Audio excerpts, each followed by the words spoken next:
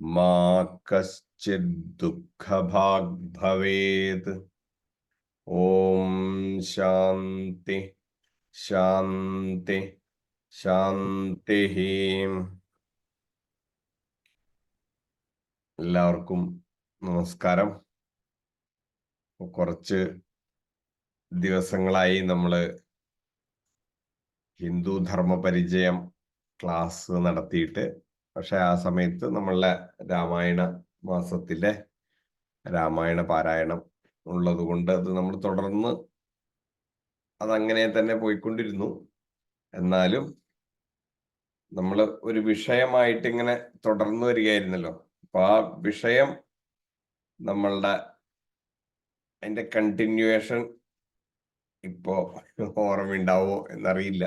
അപ്പൊ നമ്മൾ പഠിച്ച കാര്യങ്ങള് ജസ്റ്റ് ഒന്ന് നമ്മൾ ചിന്തിക്കണമെങ്കിൽ ആദ്യം നമ്മള് സനാതന ധർമ്മം എന്നതിലെ ധർമ്മം എന്നുള്ളത് എന്താണെന്ന് നമ്മളുടെ ഈ ക്ലാസ്സിൽ നമ്മൾ വിവരിച്ച് ഒരു പ്രാവശ്യം പഠിച്ചു.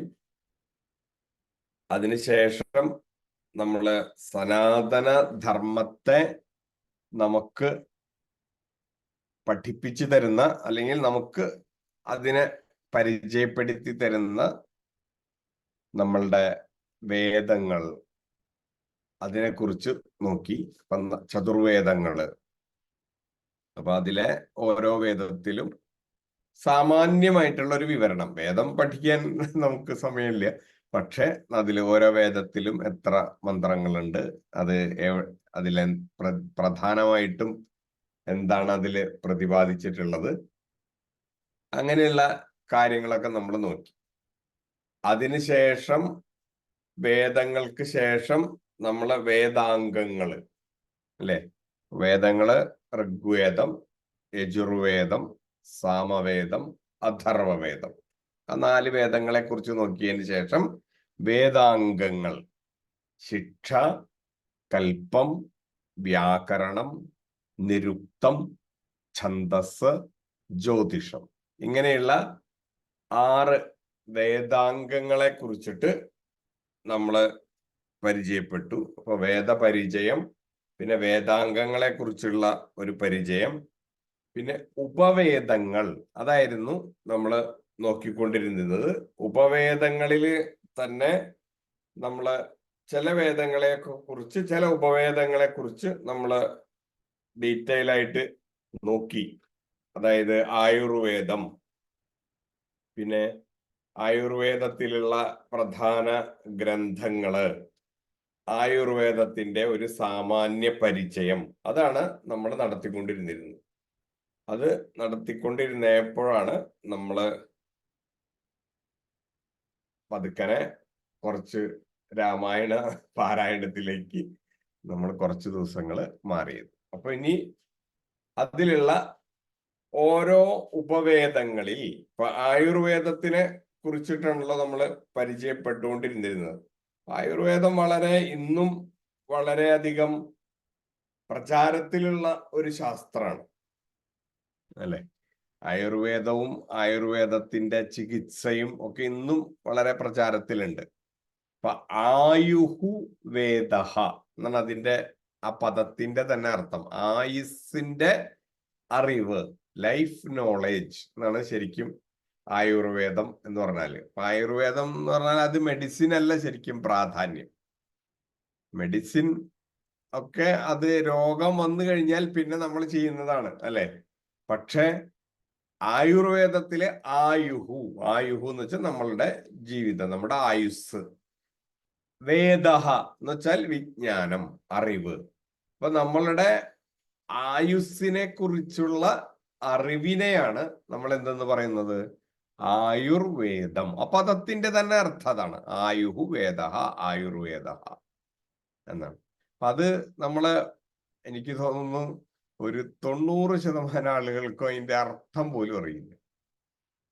ഇപ്പൊ അലോപ്പതി, ആയുർവേദം, ഹോമിയോപ്പതി, ഇതെല്ലാം പല പല പതികളാണ്, പല പല മെഡിസിൻ സമ്പ്രദായങ്ങളാണ്, രോഗത്തിന് ചികിത്സിക്കുന്ന സമ്പ്രദായങ്ങളായിട്ടാണ് അതിനെ നമ്മൾ അപ്രോച്ച് ചെയ്യുന്നത്. ഇന്നും കുറച്ച് നല്ല രീതിയിൽ ആയുർവേദം നിലനിൽക്കുന്ന ഒരു സ്ഥലമാണ് കേരളം. കേരളത്തിലെ പല ജീവിത ശൈലികളും ആയുർവേദത്തിനെ അടിസ്ഥാനമാക്കിയിട്ടാണ്. നമുക്ക് പല വീടുകളിലും ഇപ്പോഴും അത് കണ്ടിന്യൂ ചെയ്യുന്നതായിട്ട് നമുക്ക് കാണാൻ സാധിക്കും. അതായത് ഇപ്പൊ നമ്മുടെയൊക്കെ അച്ഛനും അമ്മയുടെയും കാലത്ത് വരെ അവർക്കെല്ലാവർക്കും അറിയാമായിരുന്നു കുറേ കാര്യങ്ങൾ. ഇന്നത് കഴിക്കണം, ഇന്നത് കഴിക്കാൻ പാടില്ല, ഇന്ന പോലെ ഉണ്ടെങ്കിൽ അത് കുട്ടിക്ക് ഇന്ന പ്രോബ്ലം ഉണ്ട്. അതായത് ഒരു ജീവിതത്തിന്റെ ആ ഒരു ക്രമം അതിനെ കുറിച്ചിട്ട് വളരെ നന്നായിട്ട് അവർക്കറിയാമായിരുന്നു. അതില് അങ്ങനെ ജീവിതത്തിനോട് അടുത്ത് നോക്കുമ്പോ നമുക്ക് അതിൽ നിന്നുള്ള ഉപയോഗം എന്താണ് ശരിക്കും? നമ്മളുടെ വീട്ടില് നമ്മളുടെ മുറ്റത്ത് നട്ടു വളർത്താൻ പറ്റുന്ന ഒരു 10ഓ 18ഓ തരം ചെടികൾ, ആ ചെടികൾ നമ്മളുടെ വീട്ടിലുണ്ടെങ്കിൽ സാധാരണ ഒരു 80% രോഗങ്ങളും നമുക്ക് അതുകൊണ്ട് ചികിത്സിക്കാം. പക്ഷെ വലിയ രോഗങ്ങൾ വന്നപ്പോ അറിയില്ല, ഇന്നത്തെ ജീവിത സമ്പ്രദായം കൊണ്ടോ എന്തുകൊണ്ടോ അങ്ങനെ വലിയ രോഗങ്ങൾ വന്നാൽ നമ്മൾ ചികിത്സിക്കാൻ പോണ്ട എന്നല്ല പറയണത്. പക്ഷെ സാധാരണയായിട്ട് ഞാൻ വളരെ സിമ്പിളായിട്ട് പറയാണ്. ഇപ്പൊ തുളസി ഇല്ലേ, എത്ര തരം തുളസികളുണ്ട്. ആ തുളസിയുടെ ഒരു തോട്ടം നമ്മളുടെ വീട്ടിൽ ഉണ്ടെന്നുണ്ടെങ്കിൽ ഒരുപാട് രോഗങ്ങളിൽ നിന്ന് നമ്മൾ രക്ഷപ്പെടും. ഇതൊക്കെയാണ് ഈ ശാസ്ത്രങ്ങൾ പഠിക്കുന്നത് കൊണ്ട് അത് ജീവിത ശൈലിയായിട്ട് നമ്മൾ മാറ്റേണ്ടത് അങ്ങനെയാണ്. അല്ലാണ്ട് പുസ്തകത്തില് വിവരമുണ്ട് എനിക്കിതറിയാം എന്ന് പറഞ്ഞത് കൊണ്ടൊന്നും കാര്യമില്ല അല്ലെ. ഇപ്പൊ ധർമ്മം എന്ന് പറയുന്നതിനെ എന്താണ് ധർമ്മം? ഡെഫിനിഷൻ വേണമെങ്കിൽ നമ്മൾ ഭംഗിയായിട്ട് എഴുതി വയ്ക്കും. പരീക്ഷയ്ക്ക് എഴുതും, പാസ്സാകും. ഇതുകൊണ്ട് ധർമ്മം നടപ്പാവും? അതുകൊണ്ട് ധർമ്മം നടപ്പാവില്ല അല്ലെ. ധർമ്മം നടപ്പാകണമെങ്കിൽ അത് നമ്മളുടെ ജീവിതത്തിൽ നമ്മൾ പകർത്തണം. അപ്പൊ നമുക്കറിയാം എന്താണ് ധർമ്മലക്ഷണം. ധൃതി, ക്ഷമ, ദമോസ്തേയം, ശൗചം, ഇന്ദ്രിയ നിഗ്രഹ, ധീർവിദ്യ, സത്യമക്രോധം, ദശകം ധർമ്മലക്ഷണം എന്ന് കാണാപ്പാടെ നമ്മൾ പറയും. പക്ഷെ ഈ ധൃതി, ഈ ക്ഷമ, ദമഹ, അസ്തേയം, ശൗചം, ഇന്ദ്രിയ നിഗ്രഹം ഇതൊക്കെ നമ്മളുടെ ജീവിതത്തിൽ പകർത്തുമ്പോഴാണ് അത് ധർമ്മമായിട്ട് തീരുന്നത്. അല്ലെങ്കിൽ അത് ധർമ്മമൊന്നുമല്ല. അല്ലെങ്കിൽ കാണാതെ പഠിക്കുന്ന ഒരു വിഷയം മാത്രമായിട്ട് വളരെ വ്യത്യാസമുള്ള ഒരു സംഭവമാണത്. ഇതാണ് നമുക്ക് ജീവിതത്തിൽ പറ്റിപ്പോയത്. നമ്മൾ പലതും പഠിക്കുക എന്ന് പറഞ്ഞാൽ നമ്മളുടെ ചിന്ത എന്താ? അത് ബൈഹാർട്ട് ചെയ്യുക, അല്ലെങ്കിൽ അതിനെക്കുറിച്ച് എന്തെങ്കിലും എഴുതുക, അല്ലെ അതിനെക്കുറിച്ച് പ്രസംഗിക്കുക. ഇതൊന്നുമല്ല പഠിക്കുക എന്ന് വെച്ചാൽ എന്താ? അത് ജീവിതമായിട്ട് മാറ്റുക എന്നുള്ളതാണ് പഠിക്കുക എന്നുള്ളത്. അപ്പൊ ഇതെല്ലാം അതുകൊണ്ട് പുസ്തകത്തിൽ നിലനിൽക്കുന്നതല്ല അല്ലെ. ഇപ്പൊ നമ്മളുടെ ശാസ്ത്രം തന്നെ ശരിക്കും ഇപ്പൊ ക്രിസ്ത്യാനിറ്റിയോ അല്ലെങ്കിൽ ഏത് മറ്റുള്ള സനാതന ധർമ്മം ഒഴികെ മറ്റേത് ധർമ്മത്തിനെ കുറിച്ച് നമ്മൾ ചോദിച്ചാലും അതൊക്കെ അതിനൊരു ആചാര്യനുണ്ട് ഇല്ലേ, അതിനൊരു ഗ്രന്ഥമുണ്ട്. ആ ഗ്രന്ഥത്തിനും ആ ആചാര്യനും അടിസ്ഥാനമായിട്ടാണ് അത് നിലനിൽക്കുന്നത് അല്ലെ. ഇപ്പൊ ബൈബിൾ, യേശു ക്രിസ്തു, അപ്പൊ എന്ത് സംശയം വന്നാലും അവര് ബൈബിൾ എടുത്ത് നോക്കുക. ബൈബിളിൽ ഇങ്ങനെയാണെങ്കിൽ അത് അങ്ങനെയാണ്, പിന്നെ അതിന് വേറെ ഒരു സംശയമില്ല. പക്ഷേ നമ്മളുടെ ധർമ്മത്തിനെ കുറിച്ച് നമുക്ക് അങ്ങനെ ഒരു ഗ്രന്ഥങ്ങളില്ല. സത്യത്തിൽ അങ്ങനെ ഒരു ഗ്രന്ഥമില്ല. ഇപ്പൊ നമ്മളും മറ്റ് എല്ലാവരും പറയുന്നത് കൊണ്ട് വേദങ്ങളാണ് നമ്മുടെ ഗ്രന്ഥങ്ങൾ എന്ന് നമ്മൾ പറയുന്നത്. വേദങ്ങൾ എന്ന് പറഞ്ഞ ഈ പുസ്തകമല്ല. അവിടെയാണ് നമ്മളുടെ ആ ഒരു ചിന്തയ്ക്ക് പ്രോബ്ലം. വേദങ്ങൾ എന്ന് വെച്ചാൽ എന്താ അർത്ഥം? ആ വാക്കിന്റെ അർത്ഥമാണ് നമ്മൾ മനസ്സിലാക്കുന്നത്. വേദങ്ങൾ എന്ന് വെച്ചാൽ അറിവുകൾ എന്നാണ്. അപ്പൊ നമ്മളുടെ ജീവിതത്തില് നമുക്കുള്ള ജ്ഞാനമാണ്. പിന്നെ നമ്മളുടെ ഈ സനാതന ധർമ്മത്തിന്റെ അല്ലെങ്കിൽ ഹിന്ദു ധർമ്മത്തിന്റെ നമ്മളെ എങ്ങനെയാണ് ഈ പരമ്പരയെ രക്ഷിച്ചു പോരുന്നത്? ഇത് വളരെയധികം അനുഭവങ്ങളിലൂടെയാണ് ഇത് രക്ഷിച്ചു പോരുന്നത്. എങ്ങനെ അനുഭവങ്ങളിലൂടെ എന്ന് പറയാം? ആചാര്യന്മാരാണ് നമുക്ക് പ്രമാണം. നമ്മളുടെ ആചാര്യന്മാര്, നമ്മളുടെ ഋഷികള്, അവരാണ് നമുക്ക് പ്രധാനമായിട്ടുള്ളത്. അവരെങ്ങനെ ജീവിച്ചു? ധർമ്മസ്യ തത്വം നിഹിതം ഗുഹായാം. മഹാഭാരതത്തിലുള്ള ഒരു ശ്ലോകാണ്. ധർമ്മത്തിന്റെ തത്വം നിഹിതം ഗുഹായാം. ഒരു ഗുഹയിൽ പെട്ടിട്ട് അങ്ങനെ അടഞ്ഞിരിക്കുകയാണ് ധർമ്മത്തിന്റെ തത്വം. പിന്നെ നമ്മൾ എങ്ങനെ ചെയ്യും? നമുക്കിതെങ്ങനെ മനസ്സിലാകും? മഹാജനോ യേന ഗതസ്യ പന്ഥ എന്നാണ് ആ ശ്ലോകം പൂരിപ്പിക്കുന്നത്. മഹാജനോ, മഹാജനങ്ങള്, മഹാന്മാരായിട്ടുള്ള ആചാര്യന്മാര്, ഋഷികള്, യേന, ഏത് മാർഗത്തിലൂടെയാണോ, ഏത് പന്ഥാവിലൂടെയാണോ അവര് സഞ്ചരിച്ചത്, ആ പന്ഥാവിനെ നോക്കിയിട്ടാണ് നമ്മൾ എങ്ങനെ നിശ്ചയിക്കേണ്ടത്? ഇങ്ങനെയാണ് ചെയ്യേണ്ടത്. അതുകൊണ്ടാണ് നമുക്കെല്ലാവർക്കും എന്തുണ്ടായിരുന്നു? ഒരു കുലം ഉണ്ടായിരുന്നു, ഇല്ലേ? നിങ്ങൾക്കെല്ലാവർക്കും ഒരൊറ്റ തലമുറ ബാക്കിലേക്ക് നമ്മൾ ചിന്തിച്ചാൽ ഇന്ന് നമ്മളുടെ വിചാരം അത് ഏതോ ഒരു ജാതിയിൽ മാത്രമുള്ള ആൾക്കാർക്കുള്ളതാണെന്നാണ്, ഇല്ലേ? നിങ്ങൾ ഏത് കുലം എന്നല്ലല്ലോ, ഗോത്രം. നിങ്ങൾ ഏത് ഗോത്രത്തിൽ പെട്ടതാണെന്ന് ചോദിക്കില്ലേ പൂജയ്ക്ക് ചെല്ലുമ്പോ? നമ്മുടെ ആൾക്കാർക്ക് ഗോത്രം എന്നറിയില്ല. ഇപ്പൊ അവിടുത്തെ തിരുമേനിമാർക്ക് മനസ്സിലായി തുടങ്ങി എന്താണ് ഇവര് ഗോത്രം ഒന്നും ഇവർക്കറിയില്ല, ആകെ നക്ഷത്രം വരെ പറയുള്ളൂ. അപ്പൊ അതുകൊണ്ട് ഇപ്പൊ നക്ഷത്രം മാത്രം ചോദിച്ചു തുടങ്ങി. ശരിക്കും എങ്ങനെയാണ്? ഗോത്രം അനുസരിച്ചിട്ടാണ് അതിന് ഏറ്റവും പ്രാധാന്യം. കാശ്യപ ഗോത്രം, ഭരദ്വാജ ഗോത്രം, വസിഷ്ഠ ഗോത്രം, ഇങ്ങനെ ഓരോ ഋഷികളുടെ, അതായത് അവരുടെ ആചരണം അതെങ്ങനെയാണ്?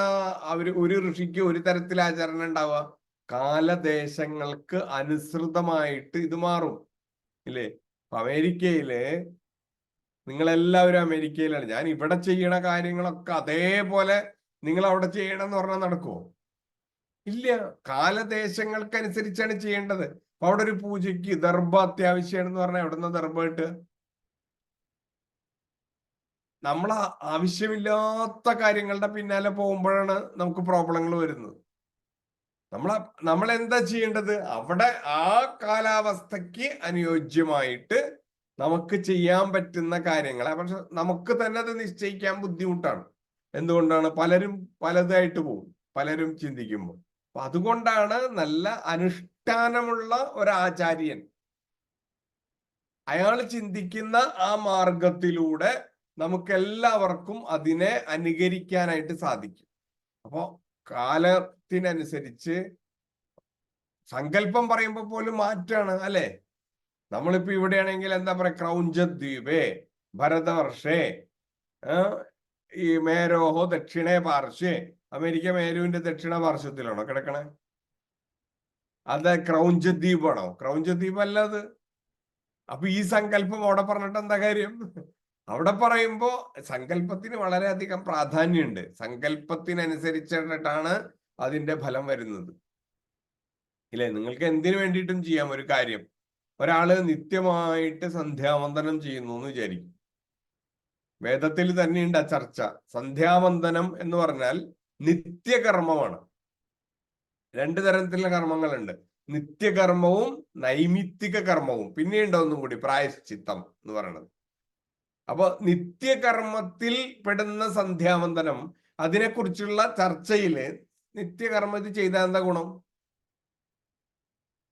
അപ്പോ ആചാര്യൻ തന്നെ പറയുന്നത് എന്താ, ചെയ്തത് കൊണ്ട് പ്രത്യേക ഗുണമൊന്നുമില്ല, പക്ഷെ അടുത്ത വരി കൂടി വായിക്കണമായിരുന്നു. നമ്മൾ അവിടെ വെച്ച് നിർത്തി. ചെയ്തോണ്ട് പ്രത്യേക ഗുണമൊന്നുമില്ലെങ്കിൽ പിന്നെ ഞാൻ എന്തിനാ ചെയ്യണേ എന്നായി. അടുത്ത വരി എന്താ? ചെയ്തില്ലെങ്കിൽ ദോഷമുണ്ട്, അല്ലേ? ഇപ്പൊ ശ്വാസോച്ഛ്വാസം ചെയ്യണോണ്ട് അതൊരു നിത്യകർമ്മ അല്ലെ? സ്വാഭാവികമായിട്ട് നടക്കുന്ന ഒരു നിത്യകർമ്മമാണ് അത്. ശ്വാസോച്ഛ്വാസം ചെയ്യണോണ്ട് എന്താ ഗുണം? ശ്വാസോച്ഛ്വാസം ചെയ്യുന്നത് കൊണ്ട് പ്രത്യേകിച്ച് ഗുണമൊന്നുമില്ല. എന്നാ ചെയ്യാതിരുന്ന് നോക്കി, അപ്പൊ മനസ്സിലാവും. അതുകൊണ്ട് അപ്പൊ അതാണ് എല്ലാം സിമ്പിളായിട്ട് പറഞ്ഞതാണ് കേട്ടോ. അപ്പൊ എങ്ങനെ ശ്വാസോച്ഛ്വാസം ചെയ്യണം, അങ്ങനെ ചെയ്യണം, അല്ലെ? ഒരു നിമിഷത്തില് ഇത്ര ശ്വാസം എടുത്ത് ഇത്ര ശ്വാസം വിടണം എന്നുള്ളത് അങ്ങനെയാണോ ഇപ്പൊ നമ്മളൊക്കെ ചെയ്യുന്നത്? നമ്മൾ അങ്ങനെയല്ല ചെയ്യുന്നത്, എങ്ങനെയോ ചെയ്യാണ്. ഇപ്പൊ നമ്മളത് ചെയ്യല്ല ചെയ്യുന്നത്, അങ്ങനെ സ്വാഭാവികമായിട്ട് ഇങ്ങനെ നടന്നുകൊണ്ടിരിക്കുകയാണ്. ഇല്ലേ? അത് നമ്മൾ ചെയ്യുകയാവുമ്പോ എന്താ വേണ്ടിയുള്ള വ്യത്യാസം? നമ്മളത് ചെയ്യുമ്പോ നമ്മൾ അതിനെ നിയന്ത്രിച്ച്, അതിനെയാണ് പ്രാണായാമം എന്ന് പറയണത്. വേറെ വ്യത്യാസമൊന്നുമില്ല അല്ലെ? നമ്മളപ്പോ ഓരോ ദിവസവും ഇത്രയും പ്രാണായാമങ്ങൾ നമ്മൾ ചെയ്താൽ, ഇതൊക്കെ എങ്ങനെയാ പറയുന്നത്? ഒരാചാര്യൻ അനുഷ്ഠിച്ച് അയാൾ അനുഭവത്തിൽ വരുത്തിയ കാര്യമാണ്. അങ്ങനെയാണല്ലോ പതഞ്ജലി മഹർഷിയുടെ അനുഭവത്തിന്റെ അടിസ്ഥാനത്തിലാണ് അദ്ദേഹം യോഗ ചിത്തവൃത്തി നിരോധ എന്ന് തുടങ്ങിയിട്ടുള്ള 195 സൂത്രങ്ങൾ എഴുതിയുണ്ടാക്കിയത് അല്ലെ? ഇപ്പൊ യോഗശാസ്ത്രം എന്ന് പറഞ്ഞ ആ സംഭവം എന്തുകൊണ്ടാ പറയാൻ കാരണം എന്ന് വെച്ചാൽ ഇതെല്ലാം നമ്മളുടെ അനുഭവമായിട്ട് മാറണം. ഓരോ കാര്യങ്ങളും ആദ്യം എങ്ങനെയാണ്? ആദ്യം അത് തത്വമായിരിക്കും അല്ലേ? എല്ലാ കാര്യങ്ങളും ഇപ്പൊ നമുക്ക് പഠിക്കാൻ പറ്റുക എങ്ങനെയാ? ഒരു തത്വമാണ്. ആ തത്വത്തിനെ നമ്മൾ എന്ത് ചെയ്യണം? ആ തത്വത്തിനെ നമ്മളുടെ അനുഭവമാക്കിയിട്ട് നമ്മൾ മാറ്റും. ഇപ്പൊ സത്യം വദ, ധർമ്മം ചര, സ്വാധ്യായാൻമാ പ്രമദഃ, ഭൂത്യൈന പ്രമദിതവ്യം, മാതൃദേവോ ഭവ, പിതൃദേവോ ഭവ, ആചാര്യ ദേവോ ഭവ എന്നൊക്കെ പറഞ്ഞാൽ എന്താ? ഇത് കുറെ തത്വങ്ങളാണ് അല്ലെ? ഈ തത്വങ്ങൾ സത്യം വദ എന്ന് പറഞ്ഞാൽ, സത്യം വദ സത്യം വദ എന്ന് പറഞ്ഞുകൊണ്ടിരുന്നത് കൊണ്ട് കാര്യം നടക്കുമോ? തെറ്റ് പറ്റുന്നത് അവിടെയാണ്. സത്യം വദ എന്ന് പറഞ്ഞാൽ എന്താണ് വേണ്ടത്? അത് മനസ്സിലാക്കി നമ്മള് അതിനെന്ത് ചെയ്യണം? നമ്മളുടെ ജീവിതത്തില് അതിനെ അനുഷ്ഠാനത്തിൽ കൊണ്ടുവരണം. അതിനെയാണ് എന്തെന്ന് പറയാ? അഭ്യാസം എന്ന് പറയും. അപ്പൊ എല്ലാത്തിലും എന്തുണ്ടാവും? ആദ്യം എന്തുണ്ടാവും? തത്വം ഉണ്ടാവും ഇല്ലേ? ആ തത്വങ്ങളെ നമ്മൾ അനുഷ്ഠിക്കുന്നതിനെയാണ്, അല്ലെങ്കിൽ ജീവിതത്തില് അത് കൊണ്ടുവരുന്നതിനെയാണ് എന്തെന്ന് പറയണത്? അഭ്യാസം എന്ന് പറയണത്, അല്ലെ അനുഷ്ഠാനം എന്ന് പറയാം ഇല്ലേ? അതിനെ അഭ്യസിച്ചു കഴിഞ്ഞാൽ അത് നിത്യവും നമ്മൾ എന്താണ് ചെയ്യേണ്ടത്? ജീവിതത്തില് അനുഷ്ഠിക്കണം. ഈ കാര്യങ്ങള്, എല്ലാ കാര്യങ്ങളെയും നമ്മൾ അതുപോലെ, ആയുർവേദം എന്ന് പറഞ്ഞാൽ ആയുസിന്റെ വേദം. അതില് ഇപ്പോ സുശ്രുത സംഹിതയിലോ ചരക സംഹിതയിലോ അതൊക്കെയാണ് അതിന്റെ പ്രധാന ഗ്രന്ഥങ്ങൾ അല്ലേ? കുറെ ഗ്രന്ഥങ്ങളെ കുറിച്ച് നമ്മൾ കഴിഞ്ഞ ക്ലാസ്സിൽ നമ്മൾ ചർച്ച ചെയ്തതാണ്. ഒരുപാട് ഗ്രന്ഥങ്ങളുടെ പേരുകൾ നമ്മൾ പറഞ്ഞതാണ്. അതിന്റെ ഉപജ്ഞാതാക്കളെ അങ്ങനെ പഠിച്ചത് കൊണ്ട് മാത്രം കാര്യമില്ല എന്ന് പറയാണ്. അത് മനസ്സിലാക്കുക. അത് മനസ്സിലാക്കിയിട്ട് നമ്മൾ എന്ത് ചെയ്യണം? അതിനെ ജീവിതത്തിൽ നമ്മൾ പകർത്താനായിട്ട് ശ്രദ്ധിക്കുക. അപ്പൊ നമുക്ക് പറ്റിയത് നമ്മളുടെ ധർമ്മത്തില് എന്തുകൊണ്ടാണ് ഇപ്പൊ നമ്മളുടെ അടുത്ത തലമുറ അല്ലെങ്കിൽ അതിന്റെ അടുത്ത തലമുറ സനാതന ധർമ്മത്തിനെ എന്തുകൊണ്ട് അനുഷ്ഠിക്കുന്നില്ല എന്ന് പറഞ്ഞാൽ, നമ്മൾ അനുഷ്ഠിക്കുന്നില്ല അല്ലെ? അല്ലെങ്കിൽ നമ്മളുടെ ജീവിതത്തില് അത് ഉണ്ടായിരുന്നു എന്നുണ്ടെങ്കിൽ, ഇപ്പൊ കുട്ടിക്കാലത്ത് മുതലേ ഒരു കാര്യം ഒരാളെ പരിശീലിപ്പിക്കുകയാണെങ്കിൽ അതിന്റെ തത്വം അതല്ല പ്രാധാന്യം. തത്വമൊക്കെ മനസ്സിലാക്കുന്നത് വളരെ നല്ലതാണ്. പക്ഷേ അത് ജീവിതത്തിലെ അനുഷ്ഠാനത്തിൽ വന്നിരുന്നു എന്നുണ്ടെങ്കിൽ അതിന്റെ ഗുണം അവന് മനസ്സിലായാൽ ഇല്ലേ? എല്ലാ ദിവസവും രാവിലെ എഴുന്നേറ്റ് കുളിക്കുക എന്ന് പറഞ്ഞാൽ സ്നാനം ചെയ്താൽ ശുദ്ധിയായി എന്നാണ്. ഇപ്പൊ ധർമ്മത്തിന്റെ 10 ലക്ഷണങ്ങളിൽ ഒന്നാണ് എന്താണ്? ശൗചം. അല്ല, ആഭ്യന്തര ശൗചം, ബാഹ്യ ശൗചം, ആന്തരിക ശൗചം. രണ്ട്, നമ്മളുടെ ഉള്ളിലുള്ള കാര്യങ്ങളുടെ ശുദ്ധിയും നമ്മളുടെ പുറത്തെ ശുദ്ധിയും. ഈ രണ്ട് ശുദ്ധിയും ഒരുപോലെ പ്രധാനപ്പെട്ടതാണ്. ഈ ശുദ്ധിയെ കുറിച്ച് നമ്മൾ പറഞ്ഞുകൊണ്ടിരുന്നാൽ മതിയോ? ലാസ്റ്റ് വന്നപ്പോ ഇപ്പൊ നമ്മൾ ആരെയും കുറ്റം പറയല്ല, നമ്മൾ തന്നെ നോക്കൂ. ഇപ്പൊ ചില ജാതിയിലുള്ളവര്, നമ്മളിലെ തന്നെ പല ഇതിലുള്ളവര് ശുദ്ധിയെക്കുറിച്ച് പ്രസംഗിക്കും. തൊടാൻ പാടില്ല, തൊട്ടാ ശുദ്ധായി ഇല്ലേ? കുമാരനാശാൻ പാടിയില്ലേ? എന്താണ്? ദൃഷ്ടിയിൽപ്പെട്ടാലും ദോഷമുള്ളവർ അല്ലെ? തൊട്ടുകൂടാത്തവർ, തീണ്ടിക്കൂടാത്തവർ, ദൃഷ്ടിയിൽപ്പെട്ടാലും ദോഷമുള്ളവർ. ഇതെങ്ങനെ ഇത് ഇവിടേക്ക് എത്തിയത്? ശുദ്ധി എന്ന് പറഞ്ഞാൽ എന്താണ് ശരിക്കും? ശുദ്ധി എന്ന് പറഞ്ഞാൽ വേറൊരാൾ തൊടാതിരിക്കണതോ അല്ലെങ്കിൽ നിങ്ങളല്ല അതിന്റെ പ്രാധാന്യം, ഞാനാണ് അതിന്റെ പ്രാധാന്യം. അതിന്റെ ഒരു വളരെ ചെറിയ കാര്യമായിരുന്നു ഇപ്പൊ കുളിച്ചു കഴിഞ്ഞാൽ കുളിക്കാത്തവൻ തുടരുത് എന്നുള്ളത്. അല്ലാണ്ട് ആ തുടരുത് എന്നുള്ളതിലല്ല അതിലാ പ്രാധാന്യം ഉണ്ടായിരുന്നത്. നമ്മൾ കുളിക്കുക, നമ്മളുടെ ബാഹ്യശുദ്ധി പോലെ തന്നെ പ്രാധാന്യമുണ്ട് എന്തിന്? നമ്മുടെ ആന്തരിക ശുദ്ധി. ആന്തരിക ശുദ്ധിക്ക് എന്ത് ചെയ്യണം? സത്യമേ പറയാവൂ. അവിടെ നിന്നാണ് ആദ്യത്തെ ശുദ്ധി വരണത്, അല്ലേ? നമ്മളുടെ വാക്ക് അതെല്ലാം സത്യമായിരിക്കണം. വാക്കിന്റെ തപസ് ചെയ്യണം നമ്മള്. അങ്ങനെയാണ് അപ്പൊ നമ്മളുടെ ഉള്ളിലും നമ്മളുടെ പുറത്തും നമ്മൾക്ക് ഈ ശുദ്ധി ഉണ്ടാകുമ്പോ നമുക്ക് എന്തുണ്ടാവും? നമ്മളുടെ ജീവിതം ശുദ്ധമായിട്ട് തീരും. അപ്പൊ അതോടുകൂടി നമ്മളുടെ അടുത്ത് വരുന്നവനൊക്കെ ആ ധാർമ്മികമായ ശക്തി അവനിലേക്ക് കിട്ടും. ഒരാള് വളരെ നന്നായി സത്യസന്ധമായിട്ട് ജീവിക്കുന്ന ഒരാളാണെങ്കിൽ, അല്ലെങ്കിൽ വളരെ ശുദ്ധമായിട്ട് ജീവിക്കുന്ന ഒരാളാണെങ്കിൽ, അയാളുടെ സാമീപ്യം കൊണ്ട് അവിടെ മുഴുവൻ ശുദ്ധമായിട്ട് തീരും, ഇല്ലേ? അതിപ്പോ നമുക്കറിയാവുന്നതാണ്. നമ്മളുടെ വീട്ടിൽ തന്നെ ഇപ്പൊ നിങ്ങൾ നോക്കൂ, നിങ്ങളുടെ വീട്ടിൽ 5 പേരുണ്ടെങ്കിൽ ഒരാള് രാവിലെ എഴുന്നേറ്റ് എല്ലാ ദിവസവും കുളിച്ച് വിളക്ക് വെച്ച് പ്രാർത്ഥിക്കുന്ന ഒരാളുണ്ടെങ്കിൽ ആ മനുഷ്യനെ കണ്ടാൽ തന്നെ മറ്റുള്ളവർക്ക് ഒരു പ്രേരണ ഉണ്ടാവും ഇത് ചെയ്യാനായിട്ട്. വേറെ ഒന്നും പറയേണ്ട ആവശ്യമില്ല. ഇതൊന്നും പറഞ്ഞ് എടാ നീ കുളിക്കടാ, അല്ലെങ്കിൽ നീ കുളിക്ക്, നീ അത് ചെയ്യ്, ഇത് ചെയ്യ്, ഇങ്ങനെ പറഞ്ഞ് അനുഷ്ഠിപ്പിക്കേണ്ട കാര്യങ്ങള് ഒന്നുമില്ല. അച്ഛൻ നന്നായിട്ട് സന്ധ്യാവന്തനം ചെയ്യുന്ന മനുഷ്യനാണെങ്കില് മകൻ ഏതെങ്കിലും ഒരു സാഹചര്യത്തില് ആ സന്ധ്യാവന്തനം അവൻ തുടങ്ങും തന്നെ. പക്ഷെ അതാത് പ്രായത്തില് അവനത് പകർന്നു കൊടുക്കണമായിരുന്നു. നമ്മൾ ചെയ്യാതിരിക്കുമ്പോ എന്താ സംഭവിക്കുന്നത് അത് മനസ്സിലാക്കാനാണ് പറയണത്. അത് ചെയ്യാതിരിക്കുമ്പോ ആ ധർമ്മം നശിച്ചു പോവാണ്. അപ്പൊ സനാതന ധർമ്മം എന്ന് പറയുന്നത് എന്നും നിലനിൽക്കുന്ന നമ്മളുടെ ധർമ്മം. അതിലെ ഏറ്റവും പ്രധാന സംഭവം എന്താണെന്ന് വെച്ചാല് ആചാര്യന്മാരുടെ അനുഷ്ഠാനങ്ങളാണ് ആ ധർമ്മമായിട്ട് മാറിയത്.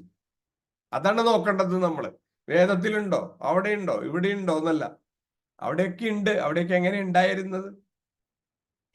അവിടെ വന്നത് എങ്ങനെയാണ്? മറ്റുള്ളവൻ അനുഷ്ഠിച്ച് അതിന് ജീവൻ കൊടുത്തതാണ്, അല്ലേ? അപ്പൊ അതിന് ജീവൻ നൽകിയാൽ മാത്രമേ അതെന്തായിട്ട് മാറുള്ളൂ? അതൊരു ധർമ്മമായിട്ട് മാറുള്ളൂ. അപ്പൊ ആയുർവേദം എന്നുള്ള ഒരു ശാസ്ത്രത്തെ കുറിച്ച് നമ്മൾ പഠിക്കുമ്പോ നമ്മൾ ആദ്യമായിട്ട് ചെയ്യേണ്ടത് എന്താ? നമ്മളുടെ ജീവിതത്തില് നമ്മളുടെ പരമ്പരയായിട്ട് നമുക്ക് പറഞ്ഞു തന്ന വളരെ ചെറിയ ചെറിയ കാര്യങ്ങളെ നമ്മൾ എന്ത് ചെയ്യണം? അനുഷ്ഠിച്ചാൽ ഇതിൽ നിന്നൊക്കെ ഉണ്ടാവുന്ന ഫലവും വലിയ വലിയ ഫലങ്ങളാണ്, ഇല്ലേ? വലിയ വലിയ രോഗങ്ങൾ നോക്കൂ നിങ്ങൾ. വലിയ വലിയ രോഗങ്ങൾ. ഈ രോഗങ്ങൾ വരാതിരിക്കണമെങ്കിൽ എന്ത് ചെയ്യണം? അത് വന്നിട്ട് ആലോചിച്ചിട്ട് വല്ല കാര്യമുണ്ടോ? എല്ലാം നമുക്ക് തടുക്കാൻ പറ്റും എന്നല്ല ഞാൻ പറയണത്. സ്വാഭാവികമായിട്ട് 90% രോഗങ്ങളെയും നമ്മൾ ജീവിത ശൈലി കൊണ്ട് നമ്മൾ കൊണ്ടുവരുന്നതാണ്. നമ്മൾ തന്നെ ആവശ്യമില്ലാതെ കുറെ കാര്യങ്ങൾ നമ്മൾ ചെയ്യുന്നു. പിന്നെ നമ്മൾ മാത്രമല്ല, നമ്മുടെ അടുത്ത തലമുറയിലേക്ക് നമ്മൾ അത് കൊണ്ടുവരും അറിയാതെ.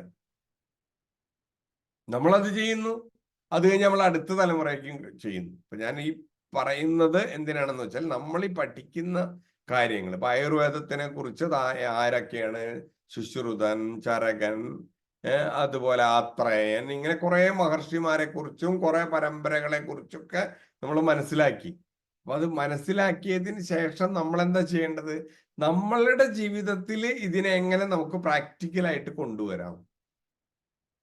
അങ്ങനെ നോക്കുമ്പോൾ നമ്മൾ എന്താണ്, വളരെ ചെറിയ കാര്യമാണ് ഞാൻ പറഞ്ഞത്. നമ്മളുടെ വീട്ടില് അല്ലെങ്കിൽ നമ്മളുടെ വീടിന്റെ മുറ്റത്ത് നമ്മൾ ഇന്ന് വളർത്തുന്ന ചെടികളെ കുറിച്ച് നമ്മൾ ആലോചിച്ച് നോക്കും.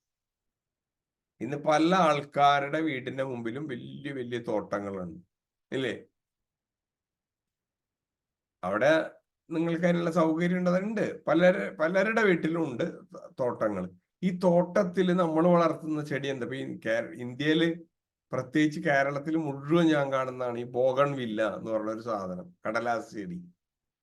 ഇല്ലേ? ഒരു പൂവുണ്ടാവണം, ഒരു മണവും ഇല്ല, ഒന്നുമില്ലാത്ത ഒരു സാധനം. ഇത് ആകെ നിറച്ച് കളറിൽ ഇഷ്ടം പോലെ ഉണ്ടാക്കാം.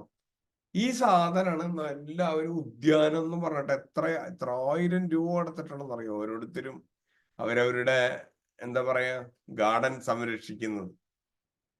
പക്ഷെ ഈ സ്ഥാനത്ത് നമ്മളുടെ പരമ്പരയായിട്ട് നമുക്കറിയാകുന്ന കേരളത്തിലാണെങ്കിൽ കേരളത്തിൽ നന്നായിട്ട് വളരുന്ന എത്രയോ ചെടികൾ കേരളത്തിന്റെ സാഹചര്യത്തിനനുസരിച്ച് ഇല്ലേ?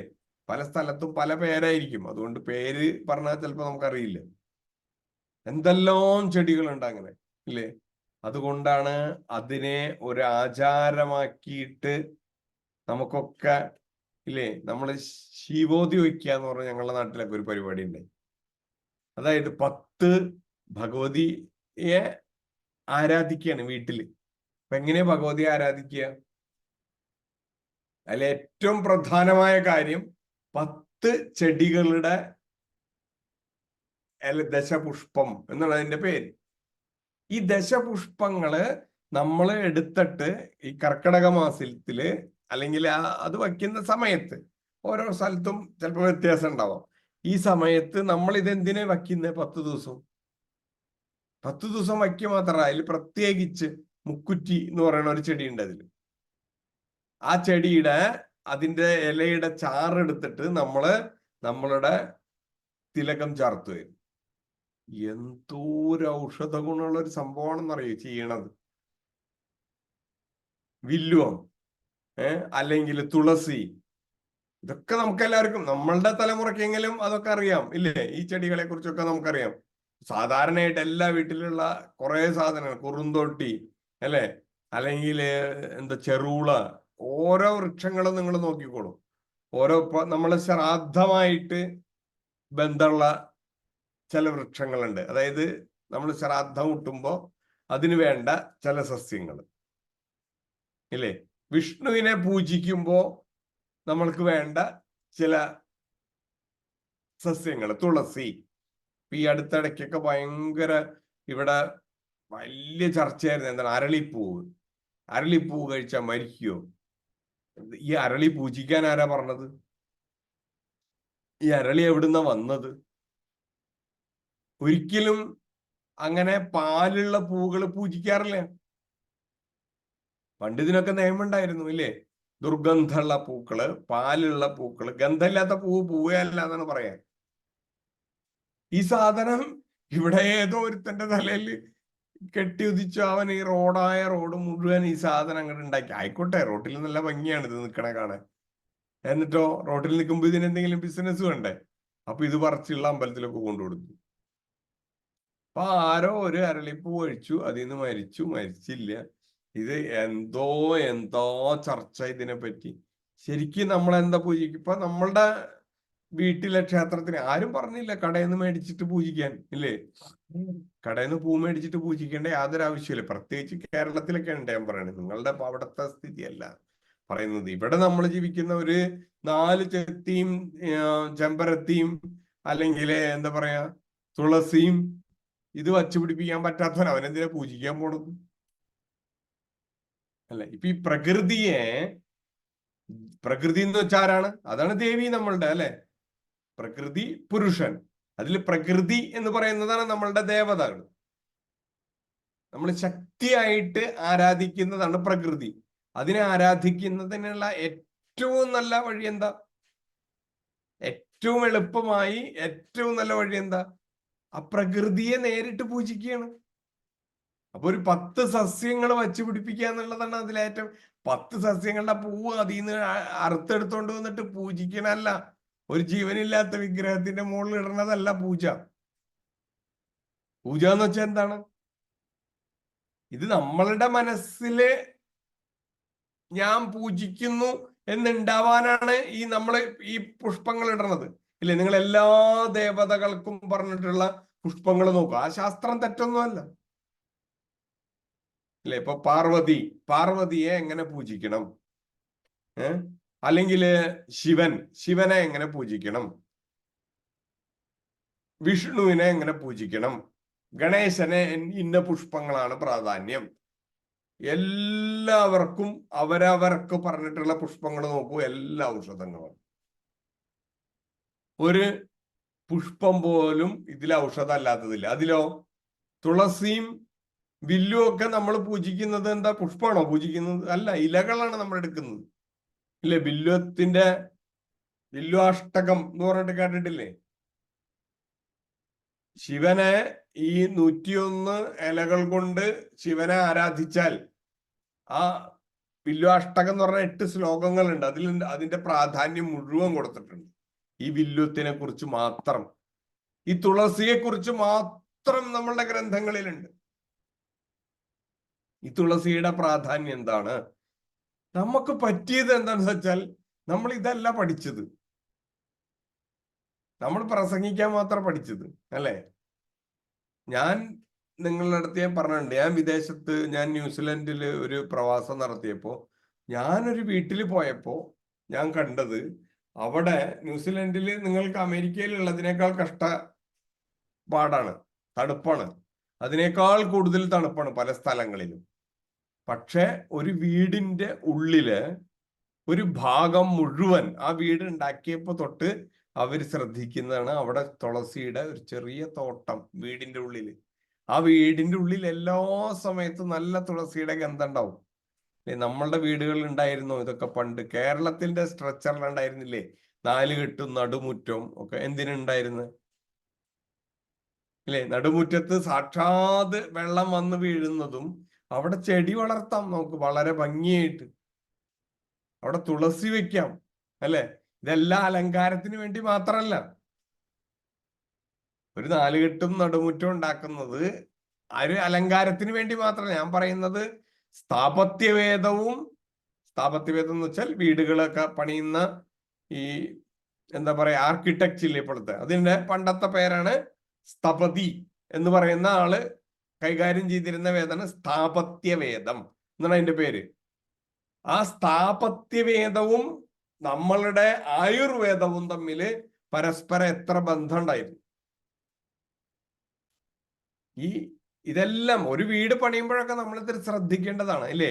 വീടിന്റെ ഇപ്പൊ കിഴക്കോട്ട് തിരിഞ്ഞാണ് വീടെന്നുണ്ടെങ്കിൽ കിഴക്ക് നിന്ന് പടിഞ്ഞാറേക്ക് കാറ്റ് സുഗമമായിട്ട് കടന്നു പോവാനുള്ള, അതിനെ നമ്മള് ഈ വാസ്തുശാസ്ത്രക്കാരോട് ചോദിച്ചാൽ അവര് എന്തോ സൂത്രം എന്നാണ് പറയാ അതിനെ, ഇല്ലേ? ഈ സൂത്രം മുറിയരുത് എന്ന് പറയും. സൂത്രം മുറിയരുത് എന്ന് പറഞ്ഞാൽ എന്താ അർത്ഥം?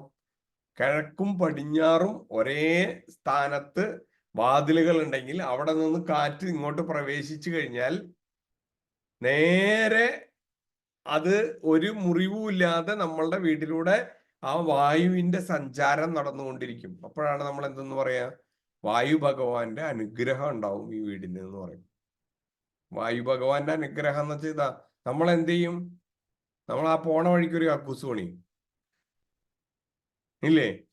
ആ നേരെ കിഴക്കുന്ന് കാറ്റ് വരുന്നതിന് കാരണം മുറിയുടെ ഉള്ളിലെ കക്കൂസ് പണിയാണ്, പിന്നെ അവിടെ പണിയാണ്ട് പറ്റുമോ? നേരെ കിഴക്കുന്ന് കാറ്റടിച്ചിട്ട് അത് അവിടെ നിന്ന് അത് അവിടെ തങ്ങി, ഇത് എത്ര പുറത്തേക്ക് പോയാലും ബാക്കിയുള്ള സാധനങ്ങള് അതിൻ്റെ ഉള്ളിൽ തന്നെ ഉണ്ടാവുമല്ലോ. പിന്നെ എങ്ങനെയാ രോഗം വരാതിരിക്കാം? ചില വീടിന് വളരെ ചെറിയൊരു ഉദാഹരണം പറഞ്ഞതാണ്.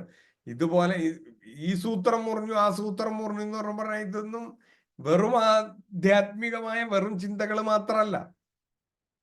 അതിന്റെ പിന്നില് നല്ല വായു സഞ്ചാരം ഉണ്ടാവണം, നല്ല പ്രകാശം കിട്ടണം. ഇതൊക്കെയാണ് നമ്മുടെ ദേവതകളായിരുന്നത് അല്ലെ? നമ്മളുടെ ദേവത ആരായിരുന്നു? സൂര്യൻ. സൂര്യനെ ഉപാസിച്ചിട്ടാണ് ഒരു ദിവസം നമ്മൾ തുടങ്ങിയിരുന്നത് അല്ലെ? സൂര്യനെ അർഘ്യം കൊടുത്തിട്ടാണ് നമ്മളുടെ സ്നാനം കഴിഞ്ഞാൽ ഉടനെ സൂര്യന് നമ്മൾ അർഘ്യം കൊടുത്തിരുന്നു. എന്താ സൂര്യന് അർഘ്യം കൊടുക്കുക? 3 പ്രാവശ്യം കയ്യിൽ വെള്ളം എടുത്തിട്ട് ഗായത്രി ജപിച്ചിട്ട് സൂര്യനെ സമർപ്പിക്കുക. അതൊരു വിനയത്തിന്റെ ഒരു സംസ്കാരം നമ്മളുടെ ജീവിതത്തിലേക്ക് കൊണ്ടുവരികയാണ് അല്ലെ? ശരിക്കും പറഞ്ഞ അർഘ്യം എങ്ങനെയാ കൊടുക്കേണ്ടതെന്ന് അറിയോ?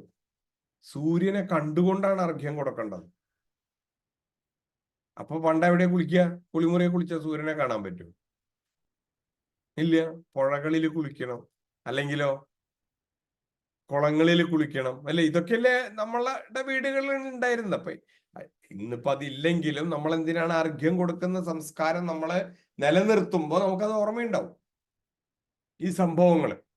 അപ്പൊ അത് ഓരോ കാര്യങ്ങളും ഞാൻ വളരെ നിസ്സാരമായിട്ട് ജലത്തിനെ, പഞ്ചഭൂതങ്ങളെയാണ് ആദ്യമായിട്ട് നമ്മൾ ആരാധിച്ചിരുന്നത് ഇല്ലേ? പ്രകൃതി, വായു എങ്ങനെ ദേവനായി? വായു ദേവനാണ് നമുക്ക് അല്ലെ? ജലദേവതയാണ് നമുക്ക്. അല്ലെങ്കിൽ വരുണൻ എന്ന് പറഞ്ഞാൽ നമ്മുടെ ദേവനാണ്. അഗ്നി ദേവതയാണ് നമുക്ക് അല്ലെ? അടുപ്പില് തീ കത്തിക്കുന്നതിന് മുൻപ് ഇല്ലേ ഈശ്വരനെ വിചാരിച്ച് ആ അഗ്നി കൊണ്ട് പാകം ചെയ്ത് കഴിക്കുന്ന ഭക്ഷണത്തിന് അത്രയും പ്രത്യേകത ഉണ്ടാവും. എന്താണ്? മനസ്സിന്റെ ഒരു ചിന്തയാണ്. എല്ലാ ദിവസവും അടുപ്പിൽ ഗണപതി ഹോമം ചെയ്യുമായിരുന്നു പണ്ടുള്ളവര്.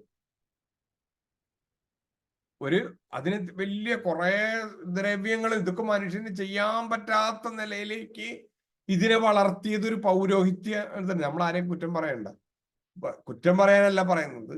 നമ്മളുടെ വീട്ടില് നമ്മളായിട്ട് ദിവസവും അനുഷ്ഠിക്കേണ്ട സംഭവങ്ങളാണ് ഇതൊക്കെ അല്ലെ? നാളികേരം, നെയ്യ്, ഈ സാധനമൊക്കെ രാവിലെ എടുത്തിട്ട് അഗ്നിയിലേക്ക് ഹോമിക്കുന്ന സമയത്ത് അതിൽ നിന്നൊരു ഗന്ധം വരും ഇല്ലേ? ആ ഗന്ധം, നല്ല നെയ്യും നല്ല നാളികേരമാണെങ്കിൽ ആ വീട് പവിത്രമായിട്ട് തീരും, യാതൊരു സംശയവും ഇല്ല. ഇതാണ് ആയുർവേദമായിരുന്നു